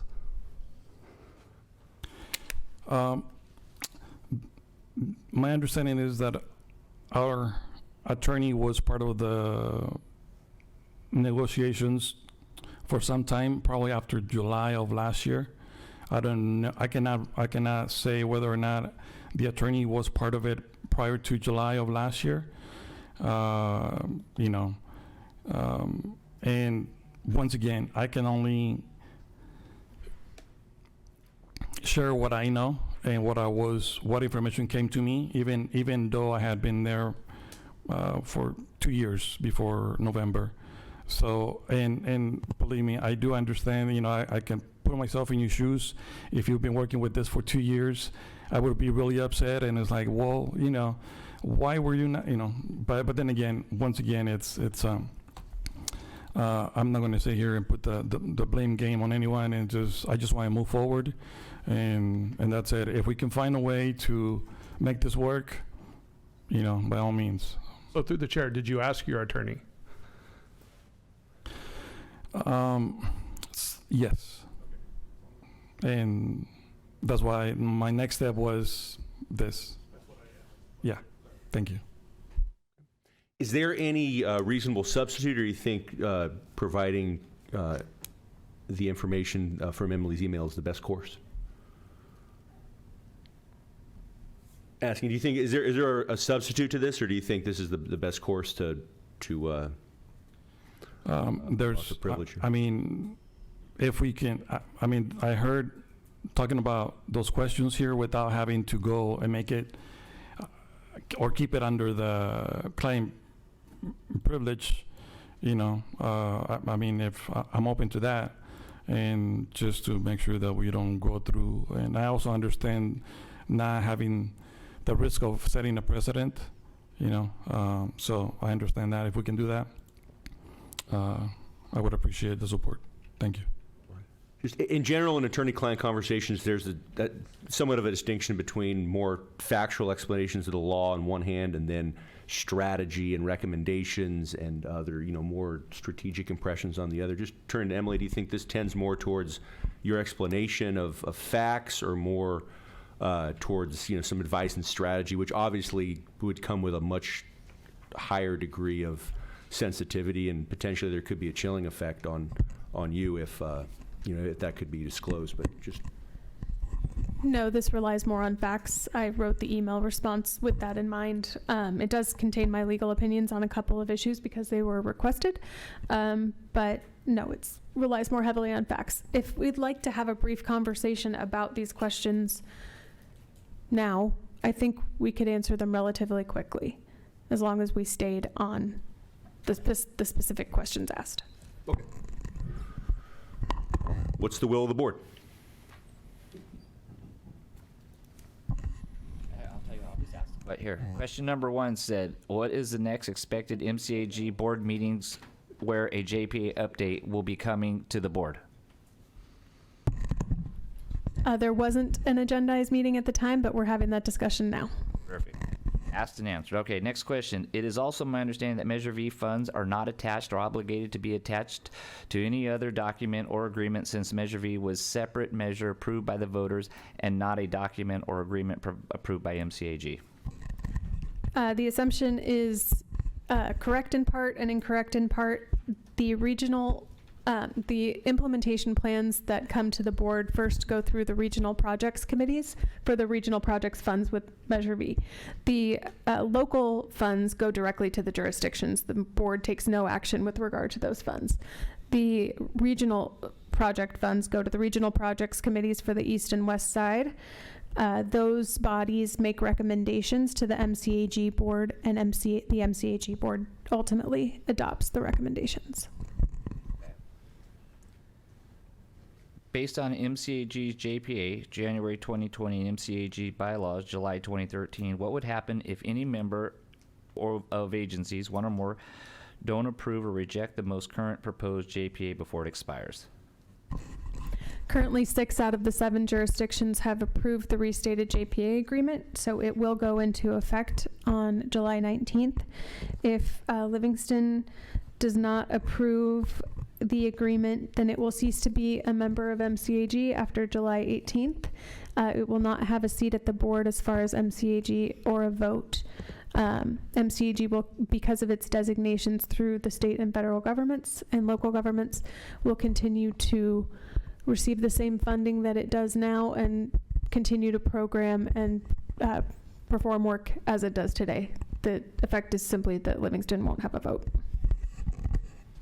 So it's, in my understanding of both the current JPA and the bylaws. There is no language included in either document that explains what happens in either of these both situations mentioned above. Would it be wise to consider adopting such a language to be included in and updated? It's an issue of contract law. The JPA agreement is a contract between the member jurisdictions. Contracts don't typically express what happens if a third party, or in this case a seventh member, fails to execute the agreement. It's not, you've set forth the understanding of the parties, not as related to non-parties. So no, in my legal opinion, it would not be necessary that that language be included or appropriate. Please guide me to the section and language in either the JPA or the bylaws where it describes or explains the number of agencies and/or votes needed to approve a JPA renewal. That is not addressed in either the JPA agreement or the bylaws. It's set forth in the government code that a joint powers authority can be formed by any two or more public entities that share a common power. The powers of MCAG are expressly listed in the agreement, both the current and future agreements. So the renewal is simply by those parties that wish to continue an agreement, as long as certain requirements are met, as long as there are two or more, and as long as there are two or more MCAG, a joint powers authority can continue. Perfect. Also, I did not see any language as to how and when any agency could be removed from the association other than it not being allowed to participate in any voting. And then it cites Article 8, Finance Section 6, any member whose dues have not been paid within 90 days after the commencement of a new association fiscal year shall not be entitled to vote or participate in any meeting until said dues are paid. So there's nothing in either JPA agreement regarding the removal of a member, because a member cannot be removed. Once they're signed onto the agreement, they are a member. The other members cannot remove them. They can withdraw, or the agreement can be terminated.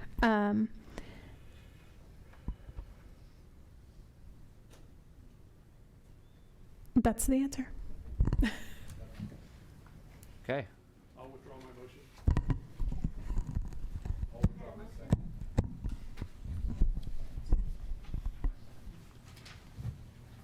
All right. Director Moran. Can I just add something? Thank you. And I think one of the things that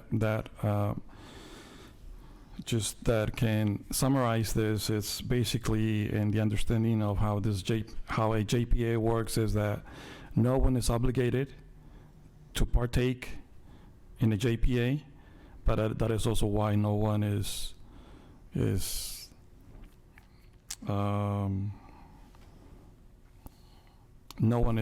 forced to not continue participating on it. So, through the process, there's a lot of there still is a lot of legal wording that a lot of times gets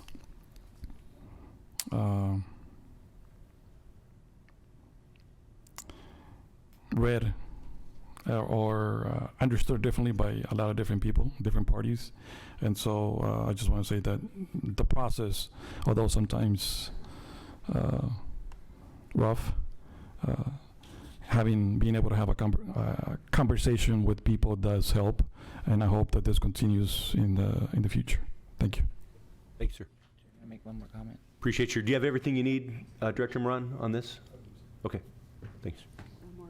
Just another comment, and I think you, Director Moran, I think you hit the nail on the head. You don't have to participate, but ultimately, in what MCAG is tasked with being the MPO, Livingston would still benefit from projects that are coming in and out. It's just, I know for me, it's the reason why when we talked about makeup of this board that I said that I would never give up my seat on this board, because I represent unincorporated communities, and you got to have a seat at the table to be able to have a voice, right, to be able to affect change. And so I think the upside way outweighs the downside of it. And I appreciate the fact that getting your questions answered so that you can make an informed decision and go back, and ultimately you're tasked with representing your council on this board, wanting to make sure that you got all the information that you could explain to them. And so I think the spirit of cooperation is here. I think what you're probably catching a little bit of is this deal is I'm so friggin' tired of this thing. We've been talking about it for so long, and it's been a fight, and then as soon as we think we make progress, then it's another fight, and then we got another fight on top of a fight.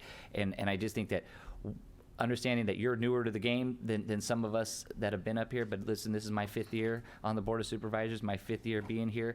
We were talking about this before I even got elected to the Board of Supervisors. And so I think we're just wanting to see some resolution. We all work well together. Do we always agree? No. We have some times where we have disagreements, but ultimately we're all here for the right reasons, I believe anyways. And so it's just kind of formalizing that so that we can move on and do the good work for the people of Merced County. Okay, thank you, Scott. Anybody else? All right. Motion withdrawn. Do we need any, Emily, what do you need from us now? Just to assure the Livingston City Council, this was heavily negotiated with attorneys from each agency. We had 4 or 5 meetings. We went over everything with a very fine-tooth comb. No one walked away 100% happy, which is the hallmark of a good agreement. If no one is 100% happy, then you've done your job. So I want to assure you all that this was an effective process. We were able to reach an agreement. And I think with as many opinions and voices as we had at the table, you should feel relatively comfortable moving forward. That's my opinion. All right. Anyone else? Satisfied? Everything you need? Okay. All right. Moving on to, let's talk about the bus. Item 13. And I think Jose just stepped out. I think as soon as this one was coming up, he ducked out. You got this one? Do you want to ask for public comment? This is. If I could. Oh, you want? Okay. If we back up a little bit, sorry, getting a little ahead of myself. Going back to 11A, we can't stop talking about the JPA renewal, but can't let it go that easily. Is there any public comment? Seeing none? Forgot. Anybody in the public wish to make any comments on this? Okay, seeing none, thank you. Thank you, Emily, for bringing that up.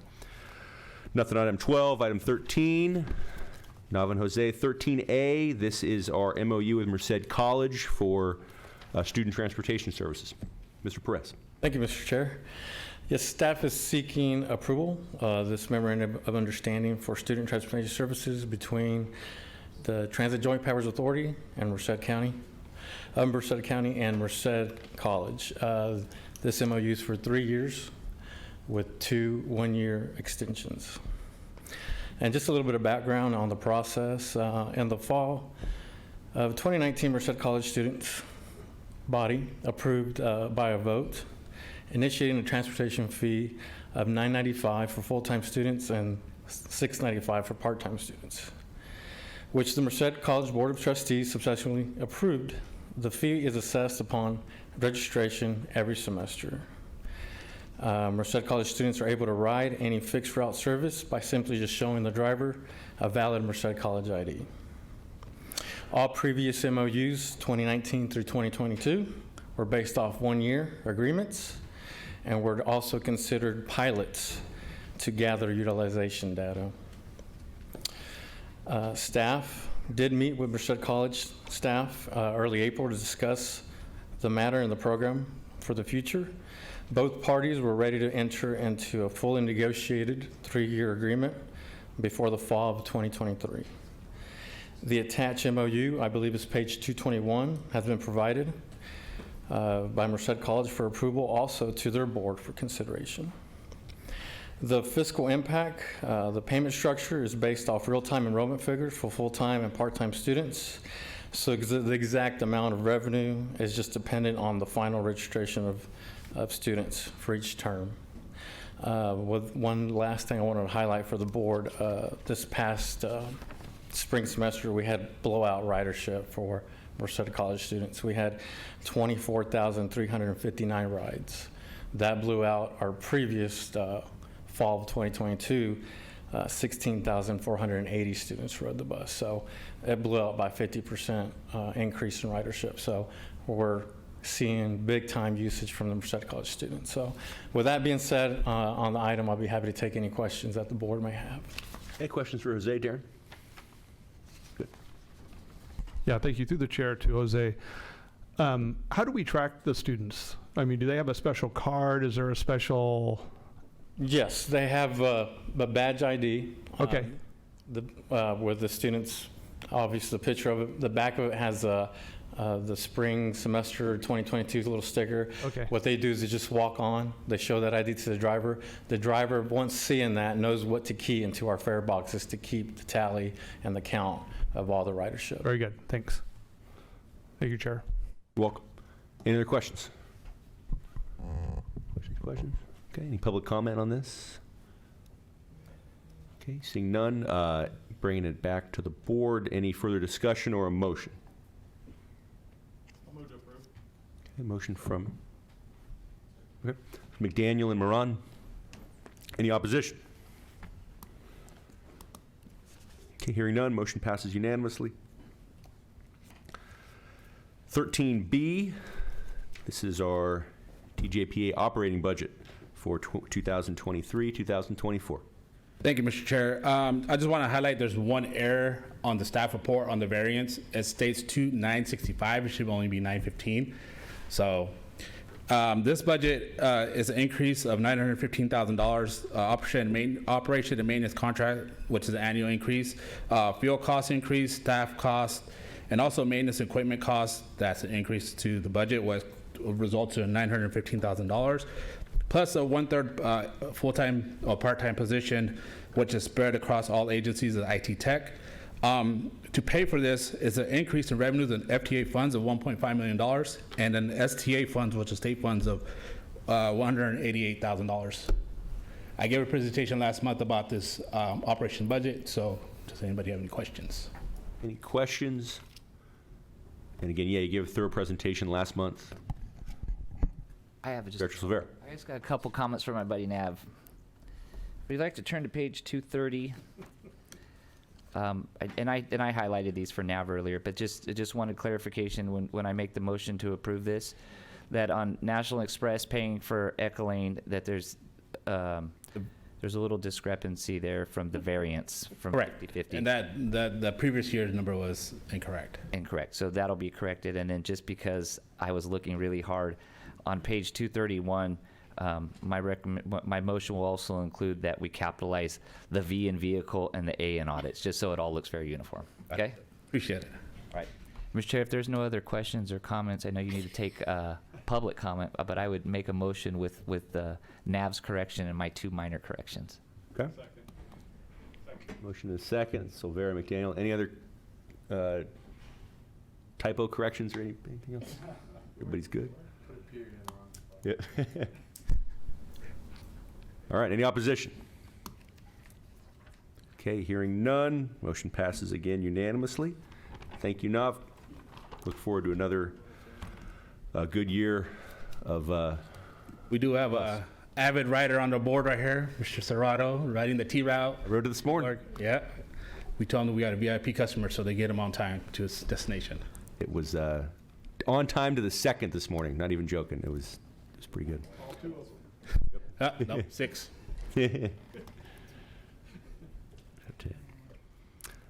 All right. No, this is takes to 14A. This is the capital budget for the bus. Correct. Thank you, Mr. Chair. So what we did, we broke out the operation and capital budget because we did make a change in our capital budget. Just to go over what we went over last month, we are looking to replace 22 vehicles, 9 zero emission, 8 full size, and 5 cutaways. The full size are 29 foot, not 40 footers. Also, we're also looking at continuing improving bus stops throughout the county, and also looking at funding our zero emission facility to upgrade our facility. A couple of new projects that are for this year. The first one is we're looking at replacing 13 cutaways, which will help with our paratransit microbus and fixed route. Also, our radios capital project was $100,000. And then the new item that we included in this budget is the fare box. So when we looked at we're putting fare boxes in the new 22, for the 22 buses that we're getting, the fare box that we currently have are obsolete. They no longer have parts. They no longer carry that product. So for us to upgrade to those for the 22 buses, the fare boxes, it's a whole new system. So we're gonna have to upgrade our fare boxes, our technology, our vaults, and also the equipment that we extract the data from the system, buses. So with that, we're gonna have to modify our facility. So what we decided is we just replace all the fare boxes at one time. We were gonna replace them in the next year's budget, but it was gonna be a redundant work and for our staff, for our contractor, and just to make modifications to our facility to cut out a piece of a wall for basically something that's gonna be replaced anywhere next year. So we're just gonna replace all the fare boxes. The increase is about $1.68 million for these 74 buses plus 3 spare fare boxes. As Jose mentioned, these fare boxes are tap card. So basically, anybody with a cell phone can use it to tap their fares. For use to Merced students, Merced College students, you know how they have those tap cards? It can register all the riders with the tap cards. So it's becoming to the 21st century in our fare boxes. The fare boxes we have right now, I think we've had them for like 15 plus years. So they're overdue to replacements. So the reason why we put this on the discussion is to have a discussion about this item. So, any questions? All right, any questions? Questions? I was going to say that it's about time. I don't know, Nav, if you mentioned, I apologize if you did, that the boxes we have are obsolete. So, this was something that quite honestly has been on our radar because it is a significant capital project that has been on our radar now for a couple of years. And we knew that by next year we were kind of at the end of the road where we were going to need to do it. But as Nav mentioned, once we realized that for that 1 year period of trying to juggle the new fare boxes, if we just got them with our new buses with the old ones that we have now, it was going to be double staff work, double the equipment, and it was just made a lot more sense. So we decided to add an extra month to the draft budget for the review purpose to add this item, and it will allow us to make that change, have better technology, gather better data, and then also streamline the staff time both on our side and our operator side in terms of utilizing the technologies. Thank you, Stacy. All right, your thoughts, comments, questions? Anybody? No? Okay, seeing none, is there any further discussion or a motion? It's discussion. Discussion only? So no need for any action here, we're just discussing it? Yep. All right. Just remember that next month. Yep. Okay, takes us to 15A, which is the adoption of our RWA budget for operation and capital budget for 2023-24. Good afternoon again. This is primarily the draft budget we presented last month. It's been finalized. We do have a few small changes. I'm going to hit just a couple of highlights. You have the full package in your agenda. Our revenue is projected to increase by about $1.2 million, about 7% next year. That includes a pass-through of $1.4 million for the green waste processing at Highway 59. That's basically just a strict pass-through. We collect the fee as it comes in, and then we pass it on to the contractor. Our operating expenses are going up by about $2.5 million. That includes staff salaries, professional services, fuel, solid waste fee that we pay to the state, and those organics pass-through fees. One of the items that you approved earlier under consent was an item for the Billy Wright landfill. Currently, Mid-Valley handles the collections out in the west side. They already have a green waste transfer pad on site. What we've done is that agreement allows them to pick up the green waste we receive from self-haulers and take it down to their facility in Fresno County and process it. So that will allow us to standardize or equalize the green waste fees at both sites. When we started looking at this, one of the things we saw as a potential issue was if the tip fee at Billy Wright was drastically lower for green waste than the tip fee at Highway 59, we would see the self-haul taking that choice. We didn't want that to happen. So with the rate that it'll be the same rate for green waste at either site.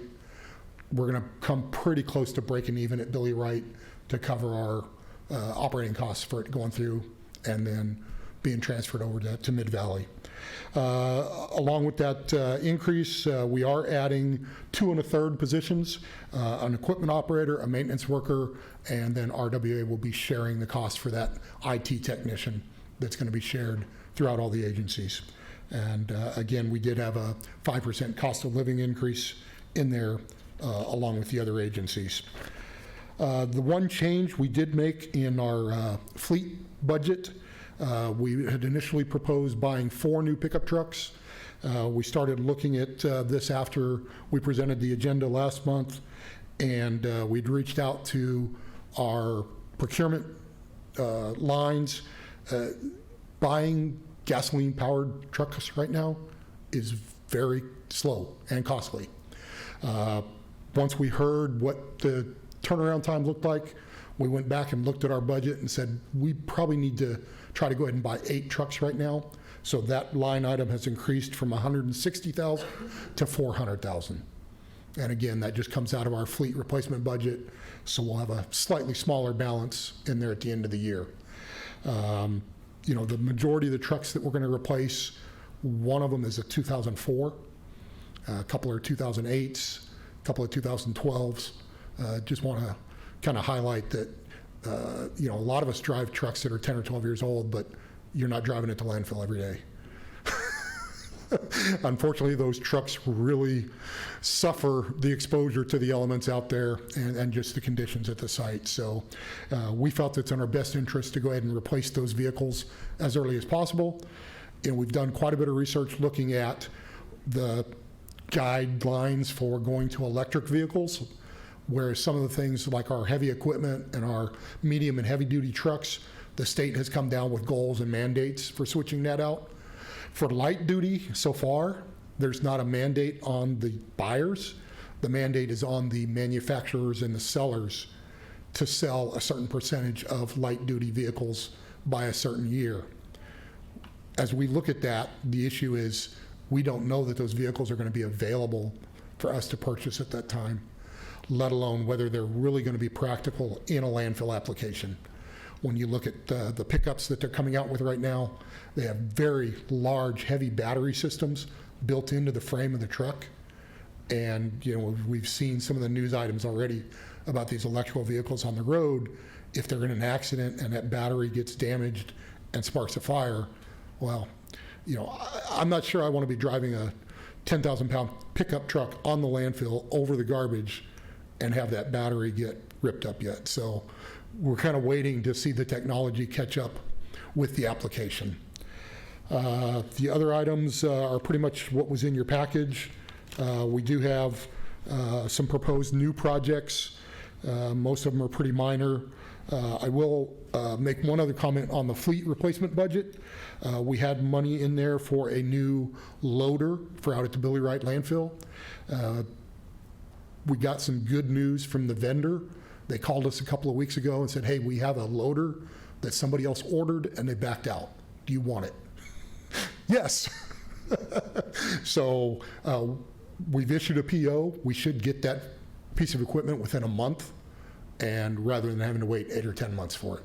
So that was good news. Other than that, if you have any other questions, I'll be happy to entertain them. Any questions for James? Director Yanis. First of all, I want to commend you for each line item, you know, and the research that you did. My question is, who found the software update that saves 29% on that line item budget? Because I think that maybe should be shared with other jurisdictions. The cost savings alone, I mean, it really assumes your electric utility service. So normally software upgrades cost money and don't save money. So let's see, which one were you talking about? Your information services, the proposed budget went from 85 to 60. Yeah, we did an upgrade last year, so that cost. Gotcha. Okay. Yeah. It wasn't really savings, it's just the cost is no longer there. Gotcha. Okay, thank you. All right. Anybody else? Any other questions? Okay, seeing none, is there a motion? move to approve. All right, McDaniel and Yanez. Is there any opposition? Okay, hearing none, motion passes unanimously. And right back to you, James, for 15B, which is to authorize the importation of solid waste to both disposal sites for additional 48 months. Yes, this is a companion piece to the tip fee increase that you passed last month. Historically, you have approved on certain 2-year or 3-year patterns the authorization of the importation of waste. Previously, there was a separate item for each landfill. In 2020, you did do one item that authorized an extension for both landfills through August of 2023. What we're back here for today is to go ahead and reauthorize that importation for an additional 48 months, which takes us beyond the final bond payment in 2027. So rather than coming back in 2 years to do another 2-year or 3 years and a year, our request is let's go ahead and authorize it until that bond is paid off. That year we will come back and look at importation again. What do we want to do with it? The other item I'll mention on that is that we are progressively increasing the fees that we're charging for the import. Currently, we have several haulers that we have a 4-tier cost. The more they bring, the less they pay for each ton. We're going to cut all of those down to a 2-tier. So rather than going from 0 to 1,000 tons and 1,000 to 2,000, we'll go from 0 to 1,500 and anything beyond 1,500. And the net effect of that will be a general increase in the revenue we get. Smart. All right, any questions? Obviously, we had a very thorough, extensive discussion about this at our study sessions. Any additional thoughts, questions, comments? I got just a question. Director Silvera. Thank you. James, on page 253, when you kind of on the fiscal impact, and so I'm just trying to follow the numbers there, and it says the Highway 59 Billy Wright disposal site is estimated to be, the revenue is $15,900,000. Of that total, approximately 30%, $4.7 million, is from importation. The total annual operating costs, including debt and capital expenses, is projected at $16,066,170. Without the importation revenue, we'd be at a deficit of over $4.7 million. And so I just answered my own question because I didn't. It's generally, maybe the number's 4.768 or something. I just rounded. It's actually 4.8661. I didn't catch the over part earlier. Thank you. And then the other key to that paragraph is that does not include that 1.4 million pass-through for the organics. Didn't want to try to confuse the numbers there too much. Anybody else? Okay, hearing none, is there a motion? So moved. Who's first? I heard one on my right, one on my left. Who was, I think that was Darren, and then on my right it was it Josh? Was that you or is that? Okay. McDaniel Pedroso. Any opposition to the motion? Okay, again, hearing none, motion passes unanimously. 16, nothing. 17. Oh, nope, we had one more under 15. Oh, I missed that one. I'm going to let Patrick go ahead and come up and present the item for our gas system expansion. Thank you, sir. 15C, this is our contract with BSC General Engineering. Yes, thank you, and good afternoon, everyone. So this project will provide improvements to the landfill gas system at the Highway 59 landfill that are needed to comply with state minimum standards and air regulations. The construction will consist of 2 parts. The first part will address off-site landfill gas migration by adding 6 dual completion gas extraction wells in the eastern part of the Highway 59 property. And the second part will make improvements to the existing gas collection system in phases 5 and 6 by adding 20 vertical extraction wells. On May 9th, RWA released an IFB for the project and received 3 bids. No protests were received during the protest period.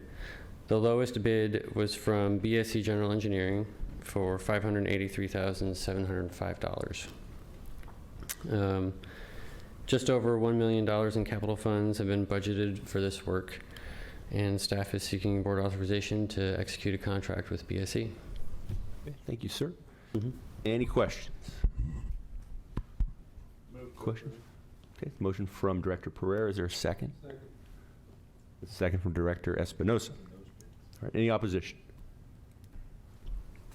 Okay, hearing none. Motion passes unanimously. Thank you. All right, thank you, sir. Appreciate the presentation. All right, now that takes us through item 16 to item 17, which is the much anticipated report of Executive Director Stacey Guzman. I'm starting to feel like you won't want me to say anything because all my items like got acted on before I had to present them. But I do have a couple of things that I want to share. One, just as a reminder that we do have our Measure V regional projects call for projects out that was issued at the end of May. It was sent to all of your city managers. I believe it also, when I sent that out, you all were copied. We'll continue to work with your jurisdiction staff to help make sure that that August 1 deadline is met. And here quickly I'll start coordinating with the east and west sides for setting some dates up for our committee meetings in the early fall. We just want to say thank you. I know that there was a lot of social media sharing of our posts about the fair shuttles. So we had the first year there in Las Banas that we talked about at the Las Banas Fair, and then we just concluded the free fare shuttle to the fair here in Merced with sites from the Transpo and then the North Transit Hub over on M in the Bellevue Ranch area. That was successful. We appreciated everyone's efforts to help spread the word. And we look forward to growing those programs in the future. Speaking of sharing on social media, we have vacancies in nearly every department of the agency. I know that isn't uncommon. There's a lot of hiring, but it seems like in COGS in particular, we're all trying to hire the same people that don't seem to be out there. But everyone's hiring in the Valley. But at MCAG, I know we've got positions at RWA, with transit, with the planning team at MCAG, plus our admin staff, finance. I mean, across the board, we're recruiting. So we have a number of posts that are out there on social media. Would always appreciate the opportunity for the board to help spread the word, because we're a pretty great place to work. And the flip side of that coin is I do need to just say thanks and recognize our staff. We've been operating short staff for some time in all departments. So that means there are fewer of the team doing more and more work as we get added new tasks, especially, as we saw today with some of the new roles that we're taking on with housing and some of the new regulations that are coming down in other departments that our team is doing more with fewer people. So they're doing an excellent job, and I'm really hoping we can bring some recruits in soon. I also want to mention that we have been working with Caltrans District 10, Dennis Agar in particular, and with support from the Politico Group, who are our state advocacy partner, to get an invitation out to the Caltrans director, Tony Tavares. We are working, he has replied favorably, and we're working on securing a date, hopefully in late August, where he'll come out and really wants the opportunity to have a tour to see the multimodal investments that we have. And really, if you think of the passenger rail station in downtown with the connectivity to the bus and YARTS, our 99 projects that, the widening projects that we need, the connection to AME out to the inland port, out to the UC Campus Parkway, the loop, just to really show how all of those investments work together. So the tour will be somewhat limited in space because we'll have, I'm going to probably asked to borrow the Tahoe from RWA, but I'm hoping that if we can do a lunch, that we can have that be a broader audience. So more to come there. I'll share information as that starts to shape up. And then lastly, I know next month will be the official start of our new chair, but I do want to just thank Chair Serrato for, it's been a great, I can't believe it's been a year. I didn't even call and razz him today about, are you ready for your last board meeting? I think he's just ready for it to be over. But thank you.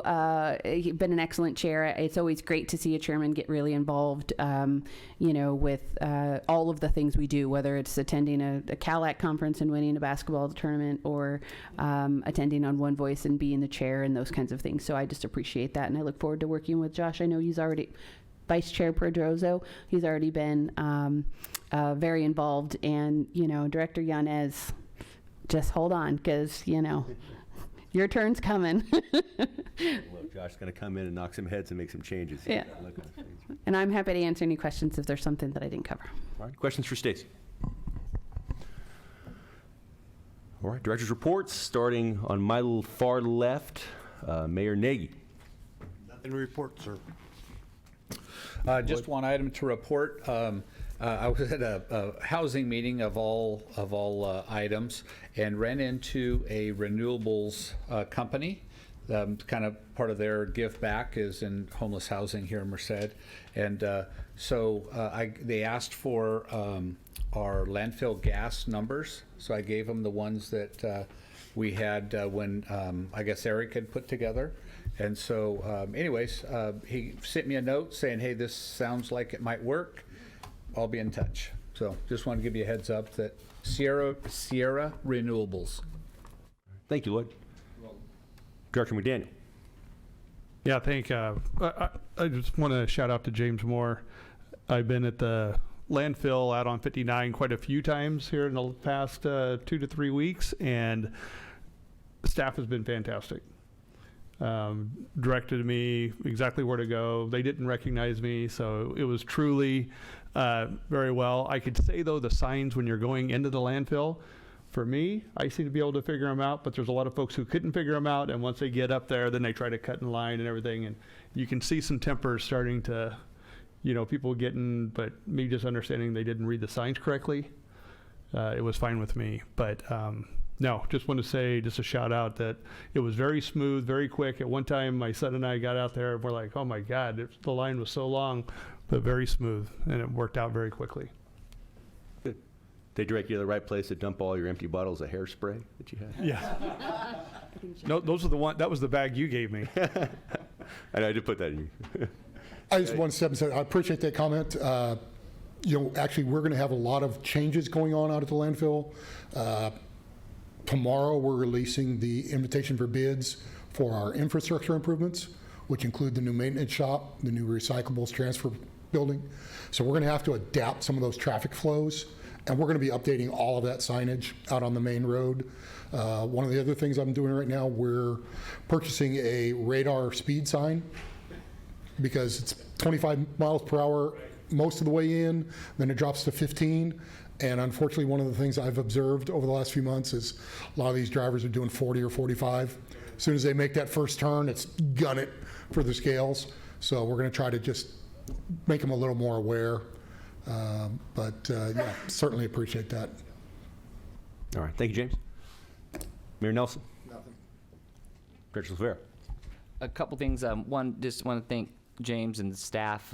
Was able to attend the ribbon cutting for the new scale house out at Billy Wright, and happened to be talking with somebody right after we got done there, and just it's working the way it intended. It's really reducing the times that folks are taking to be able to get in and out of there. So thank you for that. Stacy, when the director comes into town, tell him I'd be willing to talk about California Clean Parks grants if he would like to. And then something that we passed something earlier on consent, and it was a contract with a single bidder. And I guess my question is, and Stacy, I don't necessarily know that it needs to come on an agenda, but just want to make you aware. I saw that we had one bidder on the contract, and their score was 80, a little bit over 80. And I guess are we going to settle for somebody that's given us a B-? Right, and so, and I know that these are rate-based contracts, and so we're only going to use them as needed. And and the contract was for $300,000. But I guess I question that a little bit. Is just because we have one bidder, it doesn't necessarily. Surveying. Yeah. We sent that out to about 8 different firms, along with the California Surveying kind of coalition. Unfortunately, Quadnoff was the only one that responded. My impression right now is most of those firms are just so busy, they're turning away work. They're not looking for anything else. So we have used Quadnoff in the past. Historically, they've done good work for us. They work for a lot of our consultants. So, you know, we had to get somebody under contract. Historically, we did a lot of that work in-house. Many of you probably remember Jared Tramp, who left last year. He had a lot of surveying hands-on experience. One of the recruitments Stacy talked about being open right now is an engineering technician. We're trying to find somebody that maybe has some surveying experience and some CAD computer work so that we can try to draw some of that back in-house. As you saw, it's a fairly small contract. We don't use a lot of it, but when we have to do that work, it does have to be done by a licensed surveyor. So no, and I get that was the reason. It's just, you know, I don't think we should lower our standards because it's the only bidder. And you guys created the criteria that has the scoring on it. Yeah. And so if you know, when I'm used to seeing with our scoring criteria, when we're awarding people, it's people, I mean, we awarded one today that was a 98 point something.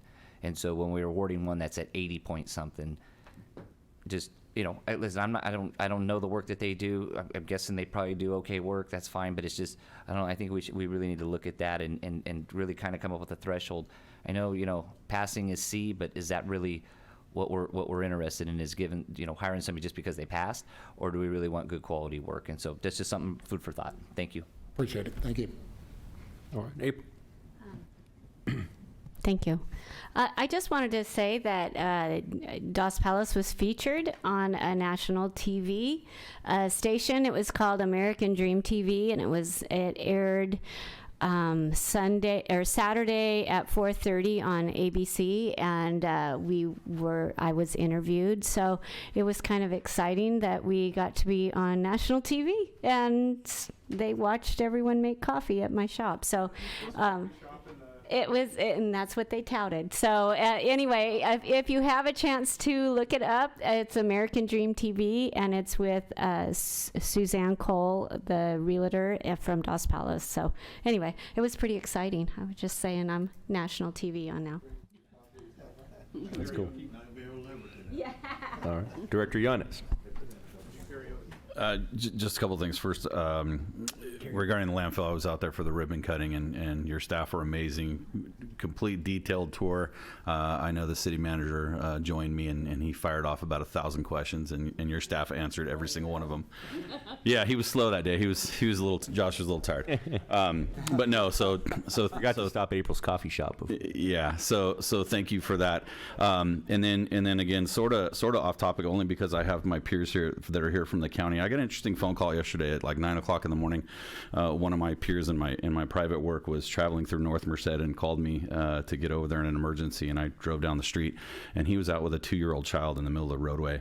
And I called the sheriff's office, and your deputies were there in like 30 seconds, and it was amazing. So I want to thank, you know, Sheriff Warnke and the staff for that, because that was outstanding. They came and rescued this kid, and so I was very appreciative of that. So that's pretty much all I have. I'm looking forward to the new role as Supervisor Pedroso's hired muscle, I guess, as vice chair, and we'll go from there. Thank you. He could use some muscle too. Good job. Thank you, and thank you, Matt, for your position or your term as chair. Although I do think he cheated at the basketball game. So, but I'm looking forward to it, and I want to thank the board for the opportunity. Also, I wanted to just say thank you to staff. Last week, I went out to the landfill and had a meeting. I had an email from a concerned constituent, and I went out and talked to them, and they were really able to provide me with the information that I wanted, or that I wanted to hear, and it was, you know, really informational, and then kind of did a little drive around the dump and the landfill, but the only concern I had with it was, and I told Stacy earlier on, that the only problem I have with it is it kind of smells like garbage out there. So they promised that they would fix it. And then also, I had the opportunity to go out to the MCAG yard yesterday, and I would recommend anybody to go out there and take a look at it. I think it's a really interesting, you get a whole different perspective when you see what the space and what they're working on, and the just everything that's out there was really cool. So thank you for taking the time out of your guys' days to show me around. So thank you. Thank you, Josh. Jose? Just a couple of things, actually. This is something that I shared with Stacy about a week and a half ago. I had an opportunity to, I was kind of forced to ride the bus in Merced because I left my car in the shop. And then it was the one day when it was started raining. It was like everything was happening at the same time. I was like, where do I go? But anyways, it was a good experience. You know, the last time that I rode a bus system was like 25 years ago. It was quick. It was on time. It was like, I mean, almost to the minute. But I think I want to give myself another opportunity to write it again somewhere different, just to learn more about it and then kind of provide some more feedback. And so with that, I think, you know, maybe in the month of July, after the 4th of July weekend, it will be a good opportunity for the directors to be able to take a trip to Yosemite in the yard system. Maybe, you know, just, I don't know, learn more about the, yeah. And and then also in the past, I know that this last time I participated in the committee to select the student whom to give the Ana Fuentes scholarship. And during one of our conversations with the committee, there was a conversation about maybe potentially looking into having a fundraiser opportunities. Maybe maybe we can start looking or planning about how to fundraise for additional funding for that scholarship. I think it's just something great. So we don't want to wait another 3, 4, 5 years and find out that, you know, the funding is running low. And when that happens, sign me up to the committee. Thank you. Thank you, sir. Director Espinosa? Nothing. Thank you. All right. All right, we got to finish before 5 and start in spite of all these items on the agenda. Just yell adjourned and I got 2 minutes to kill. Now, I just want to, I had the opportunity to ride the bus a few times lately too, and just again, really impressed with the quality of the service, the cleanliness, the timeliness, everything. I think it's a high-class service. So just wanted to thank everybody involved in that operation. And again, too, you hear so much at the state level, the regional level, about the fiscal cliff that so many transit agencies are facing right now, real dire, essentially begging the state for a bailout. But, you know, as we saw today, we're still in pretty good shape. So obviously transit systems have faced enormous challenges with big declines in ridership as a result of the pandemic. But I think we're clawing our way back, and it seems like we're in a good fiscal situation. So I heard you requested an express line, Air Express. we're trying to get an at 4:59, we're now adjourned. Thank you, everybody. Okay.